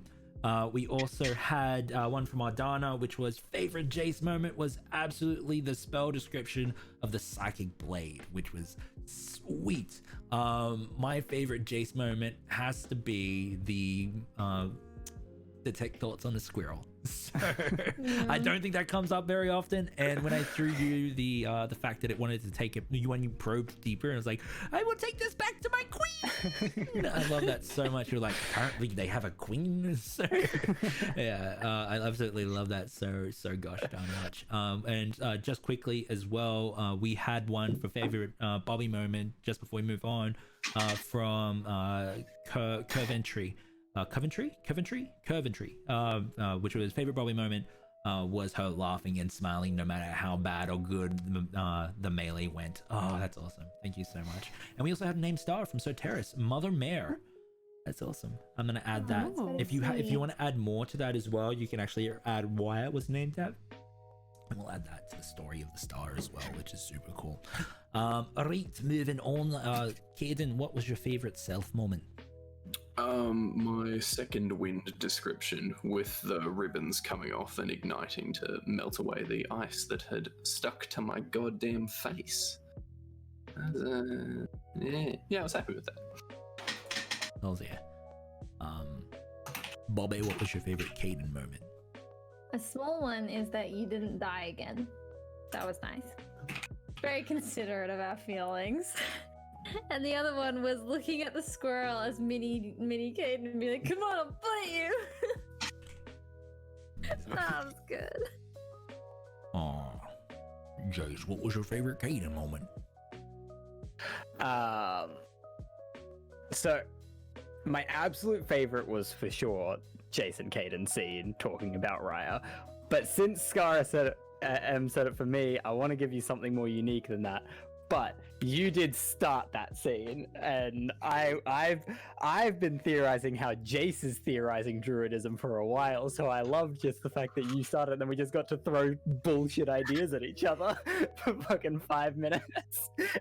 But besides that, I really love the double burning hands description of like swinging the ribbon around and then just, and then, 12 damage. Shit damage. Yes, I rolled exactly the numerical value. Shit. I always like Caden's burning hands, although I don't think it's ever done very good damage. I think it did to Trembler. Oh god. Skara, what was your favorite Caden moment, please? Okay, so yeah, fighting with Jace as well, but also when you asked, want to put a little bit of Termo in yours? Yeah. And he didn't even wink or anything. Because I think he'd like a little bit of your Termo in his when you. No, that was amazing. It was throwing it out to the, bringing in the rest of the world. Yeah, it was really cool. Termite coffee. Oh man, I love it so much. Terma coffee, Terma's amazing. Yeah, because I remember, Thomas, what was your favorite Caden moment? Okay. Sentences you hear in D&D. I'm going to tase this man's nipple. It's just like you're gonna say some shit, and then you're gonna think, "What?" In the context, it makes perfect sense. I love it. All right, so what did chat have to say? So we have favorite Caden moment, throwing in absolutely everything he had at the Yeti with all the description of the ribbons. It was awesome. And then we also have one from Ardana as well. Favorite Caden moment was shocking Mag as small Caden, which was hilarious. I absolutely love that. My favorite moment was twofold. One, I absolutely adored when you look back at Mag and you were like, "Help him!" I loved that. It was super powerful and it was awesome. You better fucking help him. Yeah, so that was pretty cool. But the second one, the reason I stopped myself from saying it before was saying put a little bit of Terma in your coffee, which is awesome because that's a throwback for when you asked, would there be like some sort of like wine or whiskey or spirits named after the place that we're in? I was like, hell yeah. So I'm glad that you brought that back. It's very thoughtful, it's very world building, and it's absolutely amazing. So yeah, and Jacbon was like, "Whoa, yeah," like because I remember Jacbon was asking like, "What do you call someone from Terma?" And we went with termite. Termites. Oh, so yes. dope, dude. I love it so gosh darn much. All right, should we do Ellie's here, or are we gonna post them in the chat a little later? I think post them so she can enjoy them without having to go all the way And back. watch the VOD. Yeah. Okay. Yeah. All right. We love you, Ellie, if you're watching this. But we go read them in the Discord. All right, moving on. Skara, what was your favorite self moment? Remembering it all that I had favored by the gods, That was but also that's my least favorite moment that I forgot and didn't remember in time to save Daniel's turn. So yeah. He got one later. It is. What it I is. remembered all on my own though, and that's the takeaway. Yeah. Bobby, what was your favorite Skara moment? Okay, so it was way back at the start when Lorelei had pointed out the squirrels, and she just went, "That's weird." really, really slowly. But other than that, I have a second one. Should I use it now? Save it. Save it for Okay. the end. Jace, what was your favorite Skara moment? After Magarash asked you if you went easy on him, the little comment of "I'll educate you as I was educated," which is both sassy and a little bit of Scar's backstory, and also just kind of nice. Hell yeah. Take that back. Caden, what was your favorite Scara moment? I really liked you playing chess with Magarash when you very obviously had the win, and then just straight up were like, eh. But then the follow up from that, when Magarash was asking you whether or not you let the win, you're like, maybe. And then the follow up from that, it's the whole chess, it's the chess story arc that I like. You promising that if the two of you survive, that you'll have a rematch for Dragon Chess. So I am keen to watch this match of Dragon Chess. Yeah, it's gonna be Queen's Gambit up in here. I don't know if you've seen that on Netflix, but we're not sponsored by them, but it's pretty damn good. So.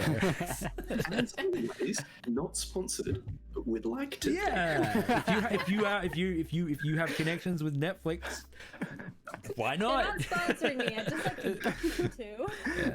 Yeah, we are still not found any sponsors, but they will come when they come. All right, moving on then. Thomas, what was your favorite Scara moment, please? Okay, mine was like a little one. It was a little interaction where Magarash played into your trap, and then you took the move, and then you're like, "Oh, sorry, Bobby, that was your turn, but that's what you should do." And it's like, okay, so it's relationship building with Magarash, the entire scene, but then it's also tying in the relationship Scar and Bobby have built, and you just seem to encapsulate it so quickly and perfectly with that little interaction. It's just like, yeah. Hells yeah. All right, let's read what chat has. I am just quickly scanning. Okay, Adana says this at Traded GM. I just love the maybe when Mag asked if she was taking it easy on him in the Dragon Chess. Satera says, I loved watching Scara play Dragon Chess with Mag and Bobby, watching her tactical mind, which is awesome. And I'm just quickly making sure if this, I think this is, I don't know if this is for everyone, but I'll read it. So at Dreaded GM, this isn't for one person. Okay, there we go. But you all did so amazingly with your role play. Never falters, even with the silliness that happens. Descriptors and even the linkers were bloody zeros is in bloody. Amazing. Y'all give 110% every time. And I have to say, love it all the time.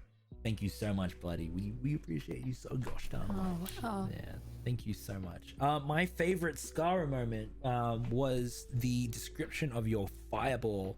That was flippin' amazing. The fact that you gestured back, you described the red jewel on your hand again, which was amazing. I also loved the relationship building with Mag, and also I loved. I want to see Dragon Chess number 2, which is gonna be flipping amazing. I'm trying to see if there's any more because I loved that scene again with your fireball. Your combat description on that was on point. Oh, I had one more. I freaking love that arcane. I love your arcane focus so much. So for people that don't know Scara's arcane focus, it is ringed tips that make her have fingernails and with a red jewel in the middle with chains, and I freaking love it every time. So please describe more with it because I love it so much. Yeah. All right, Bobby, you had more. Our pointy ears are especially sensitive. They are. Yeah. I also had an idea. Oh, and I also had another one as well. I got 2 actually. You go first. Well, my idea was in terms of, because we don't know what Mag's gonna do, and because Ellie isn't here, why don't we save favorite ever Thomas moments until next week? Because that way we'll have all the emotion, and also what a way to end the show for the year. Oh, that's next. We got one more episode next week, unless we decide to take the break here. Yeah, next week is that's what Izzy's saying. Yeah. Oh yeah, next year. Yeah, okay. Yeah, sick.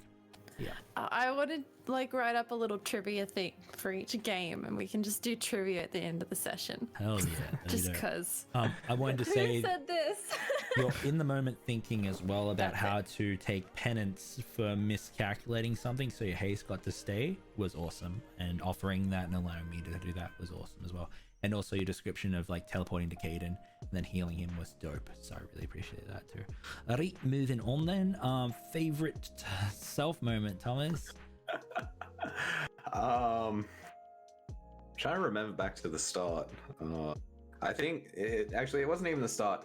I really like the idea of Thomas wrapped up in his ranger's cloak, just leaning with his back against transformed Raya, sipping out his coffee. I think that little peaceful little minute before dying, not peaceful little minute, or an eternity of people. That little bit of wholesomeness in a bleak, heavily blanketed harshness and cold. Yeah, dope. Bobby, your favorite Thomas moment? So way back at the start, it was Thomas explaining to Raya about the gods, and then what Caden calls a taxi service.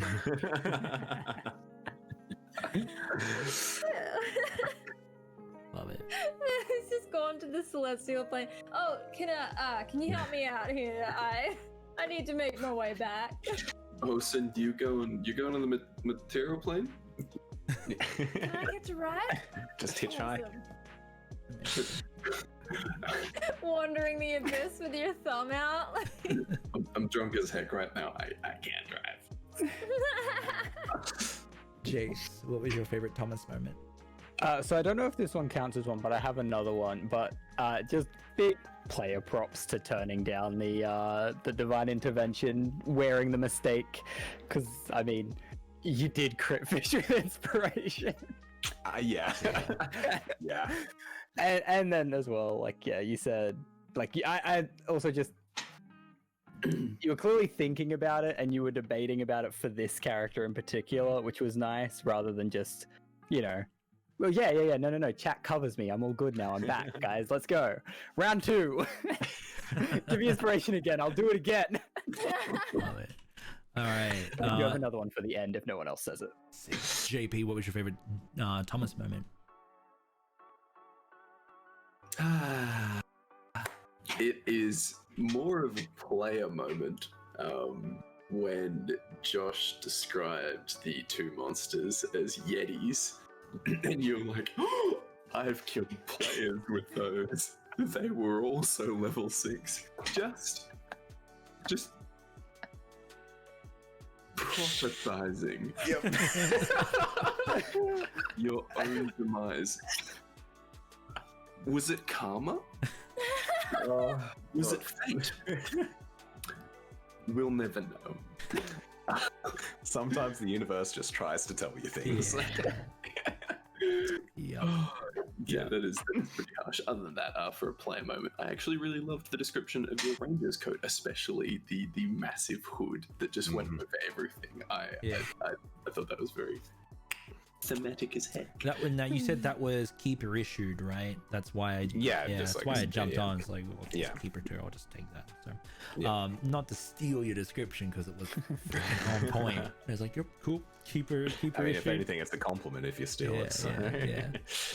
Skara, your favorite Thomas moment, please. I mean, I really did love you goading Josh. Like, just so you know, you're like, so doing brutal crits on fails, right? Yeah, brutal fails, yeah? And so you're gonna roll, I just take full, right? And then you roll again on top of that, yeah? Just double checking. Oh man, it's a little masochistic, not gonna lie. But it was also kind of admirable. It was very entertaining, and I'm sad to see Thomas go. Yeah. But I'm very keen for whoever you bring in next, because they're going to be so cool, and with probably much better stats. If you keep offering to roll. Amazing. I already have stats, just so everyone knows, but that's okay. So, favorite Thomas moment from Coventry was when he was fighting the big Yeti, he made sure that he was clear of everyone else where they wouldn't get hurt. And again, when someone did a divine intervention, he refused it to not waste the viewer's points, both self-sacrificing as a PC player character and a player, which was awesome. Yeah, that's on point. 50k points is a lot, and it's actually a really respectable move to say, hey, I want to play the story natively, which I absolutely love. Aldana said, I really like Thomas encouraging Raya to prank Caden. Also, that taxi service comment is what we went in business would call foreshadowing. You know, what we call the business, and in business we call foreshadowing. Sorry. Amazing. From Soteris, who said, I did 100% love the toning down the divine intervention, though I really hope someone has something in the works for thawing him out and bringing him back. So, actually wrote the word yeah. Okay, my favorite Thomas moment, boy, yeah, the divine intervention turn down is my player moment, because that is a big move to do. Say, hey, look, this is how the chips lied. And then also, not only that, on top of that, I trust you guys to make your rolls. So when you say, hey, I rolled a natural 1 on something that I'm very aware is something that's going to hurt a whole gosh darn much, is even more respectable. So I appreciate it a lot, because you could be like, oh, it's actually a 2. It's not a 1. Yeah. It's a 2. Oh boy, that was close. But yeah, I'm glad that that you put your hand up for that, and you wanted to go through the pain, which you know, hurt a gosh darn lot. Also, I squee inside every time you talk about the gods, so I absolutely love the Will Rock Dog with Riot as well. So that was super pretty. So thank you very much. All right, so favorite oh, go ahead. Second one, sorry, just quickly. Yeah, like right at the start, explaining to Raya what a prank is, because anyone who's ever had to explain something that is so obvious knows that pain of, like, it's like when you you trick someone, but it's not like just tricking someone. It's like it's so painful, because you're like, I know, why don't you know? Oh man, I was going to just real quick, this is my little thing of Thomas notes. Wow. Okay, favorite. You turned down the divine intervention. You did that. Favorite. I'll never get to ask about Lord Dominic. We don't know how it's gonna end. Okay, favorite self moment for me would be the reveal that Magarash is in fact a cleric as well. But on top of that, I absolutely love the fact that the cliffhanger itself is whether or not he has the ability to cast Revivify at this point in time. So I like evil cliffhangers sometimes, and that is definitely one. So yeah. All right, Bobby, what was your favorite GM moment? You were small and you were sad. Max said that to Katie. Yeah. I just wanted to comfort you, Kaden. Made me feel so bad. Oh, definitely my favorite thing of the whole night. You were small and you were sad. Like, it has. I mean, like, that's been me all year. Like, Amazing. Yep. Jace, what was your favorite GM moment? So something the rest of us didn't fully consider, and then you copied Thomas's ranger cloak, and then you had Magarash give that to Lorelei because she did not have snow gear, and just like, I don't know, like, it was something that the rest of us didn't consider, and then it was a very I don't know, it helps to give perspective on an NPC that we haven't spent a lot of time with yet, as a very self-sacrificial person. And it was just very, very sweet. Oh, thank you very much. Hayden, what was your favorite GM moment? You made those Yetis fucking terrifying. As we were coming up the mountain with the roars, and then as we're sitting in our little cave where we think we're safe, you made us think we're not going to be safe because there's two very large, very loud, possibly very deadly Spoiler alert, very deadly. Beasts just hulking about, describing their silhouettes moving about. It actually wasn't a deadly encounter. I'll say that. Empirical evidence. I mean, I think Because brutal we went for criticals the change small ones. things. Yeah, brutal Yeah. criticals. Oh, for sure. But having making us fear those yetis and making us know that they are present. That took skill, and you pulled it off really bloody well. Thank you very much. Yep. They're literally wearing the bones of people that have climbed the mountain as well. So Yeah. Oh, and when they burnt off, love it. it's like Love the it. opposite of a Sherpa. Skada, your favorite GM moment, please. So I just wanted to give you huge props for being so adaptable, like with me remembering haste later on, the favored by the gods, and then allowing that to go ahead. That was really just, I really appreciated that, so that I didn't feel too bad for letting the team down.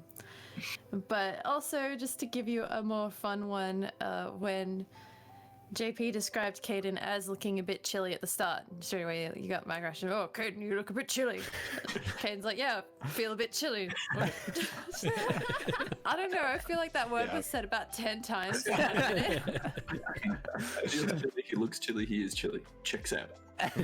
Amazing. Yeah, there we go. Thank you very much. And Thomas, sorry for killing your character, but what was your favorite GM moment? Okay, so I've got 3. Number 1 is, for some masochist reason, I love when you kill my character. I don't know what it is, but I mean, go back to the board. I'm smiling from now until from the point he died to now, right? Okay, this is funny of the way it played out, but when we were quipping about what Magresh was casting on Caden, we were joking about 8th level inflict wounds, and you're like, 8th level inflict wounds, I got you, you son of a bitch. And now it's Thomas crit fails, I got you, you son of a bitch. And then the third one is, I know it comes across as harsh DM, and sometimes it makes you feel like a villain. But holding players to the standard of telling us no and saying, remember that for next time then. Yeah. Stuff like that, I can get how some people don't like to play DM that way because it does seem like a villain stance, but I think it's a very respectable, make us, Yeah. Next time you'll definitely know. Playing forward is important. Playing forward is important. Unless it's so trivial, it's just it's fine. But generally we play forward, which I appreciate. Thank you very much. And it's not like you're unfair about it either. You still let the haste stay in action with penance from skipping Ridley, from Emma. It's super cinematic too. It's favored by the gods, especially if you give that chance. I'll spend my turn to keep my thing. So that's why I appreciate that Em offered that, because you can be I focus in, and then they obviously tap into that there as well. Donna says, I absolutely love the squirrel that stole the chess piece. It's so funny. I absolutely love that too. So Tara says, once again, your physicality and shouting while playing monstrous creatures, you put your whole self into that, and it's absolutely amazing. Thank you so much, and thank you for appreciating that as well. And I think that is it for favorite moments. We're done. We done it. We've done. Okay, cool. I found a raid target. And if you have favorite moments, don't forget to chuck them in Discord for Ellie. Adana beat me to the punch and said the Caden prank already, so I chose a different one. Damn you, Adana. I remembered a funny story. Oh, really? Oh. Which is just that if you guys remember when we were creating characters and Jacbon was creating Thomas, he already had 2 sets of stats that were all right. And then I'd been going on about how I roll terribly, and he was like, fuck it, I'm gonna gamble, you're gonna roll them. And I just think it's funny that he then died to crit fishing later on. This is why I have Start to to chance finish. back in. Yeah. All right. Now, let me just check one last thing, and then you know what? We'll pop into the credits quickly while I'm checking this thing, and we'll just do the thank you thing. Guys, thank you so gosh darn much for all the support that you bring to this channel, whether you're watching long, chatting, cheering bits, aka shinies, or subscribing. You are making this thing happen. Your support helps build this channel so we can grow stronger and continue to tell awesome stories together, and we appreciate your faces so gosh darn much for doing so. A massive thank you to all our mods as well. So Terrace, Ardana, Necrone, thank you for being here. And Bloody Zeros, oh my gosh, how could I even forget about that? Bloody, thank you so gosh so much as well. Absolutely love you guys so gosh darn much, and thank you for being here. And a massive thank you as well to our beautiful players who help us weave this story together with me. Okay, and we are back to the screen, and I think that we might be reading Roll for Damage. Now, Roll for Damage are friends of the channel, and I had the pleasure of playing with one of the people on stream right now, Vegemite Dangerous. So when we get over, and Josh the Pirate. So when we get over there, please give them all the love that you can. They're currently playing a Viking game, which I haven't had a chance to check out, but I bet you it's gosh darn awesome. So I'm gonna check it out and then go have some dinner. So thank you so much. Now, should we get some plugs? Do we want to get a JP plug speed run? It's up to him. His eyes Are you up say for yes. it? His eyes say yes. Get it. Does this look like the eyes of a man who is saying yes? Judy calls. Love you guys. All the Thank you, love. chat. Thank you, everyone. Good night. Good night, Emma. Oh, I can hear. So, if you want to see some pictures from their everyday life and some pictures of an adorable dog and some adorable cats, check out Izzy's Instagram at Isabel Kenyon. Also, she writes sci-fi and it's pretty damn good. Izzy, what's the latest update with the Buried World? Huh? What's happening there? I finished a complete and total draft of the whole book, so I'm thinking it'll be published next year. You're goddamn right she did. So if you want to see that shit before you have to pay for it, check out our webpad at I Am Kenyon. Go. Daniel streams games that he likes to play. Where does he stream? On Twitch. Where on Twitch? On his Twitch channel at It's Pearson with 2 S's in Pearson. Don't forget that, or I'll laugh at you for being a fool. If you like Dr. Jones, and by God, if you like an unholy amalgamation, do check out Instagram but my head at hops_does_stuff. If you like anime and cosplay related things, feel free to check out Ellie's Instagram at symbol.of.peach. And if you want to see all of the amazing in-house art done by our amazing in-house artist, our amazing Instagram at elysian.art. And if you like to set and forget things, and if you just really hate content, check out the Instagram above Jacbon's head at Jacbon with a 0. He is also currently streaming late game Ghost of Tsushima at his Twitch channel, which is Brodo with a 0 and a 1. Crazy how nature just do that. And is possibly thinking of playing God of War, which I back because God of War is a fantastic game. Anyway, Hell Play Potatoes, that is good. Can I get your best? Oh, we're done. It's it. We're clear.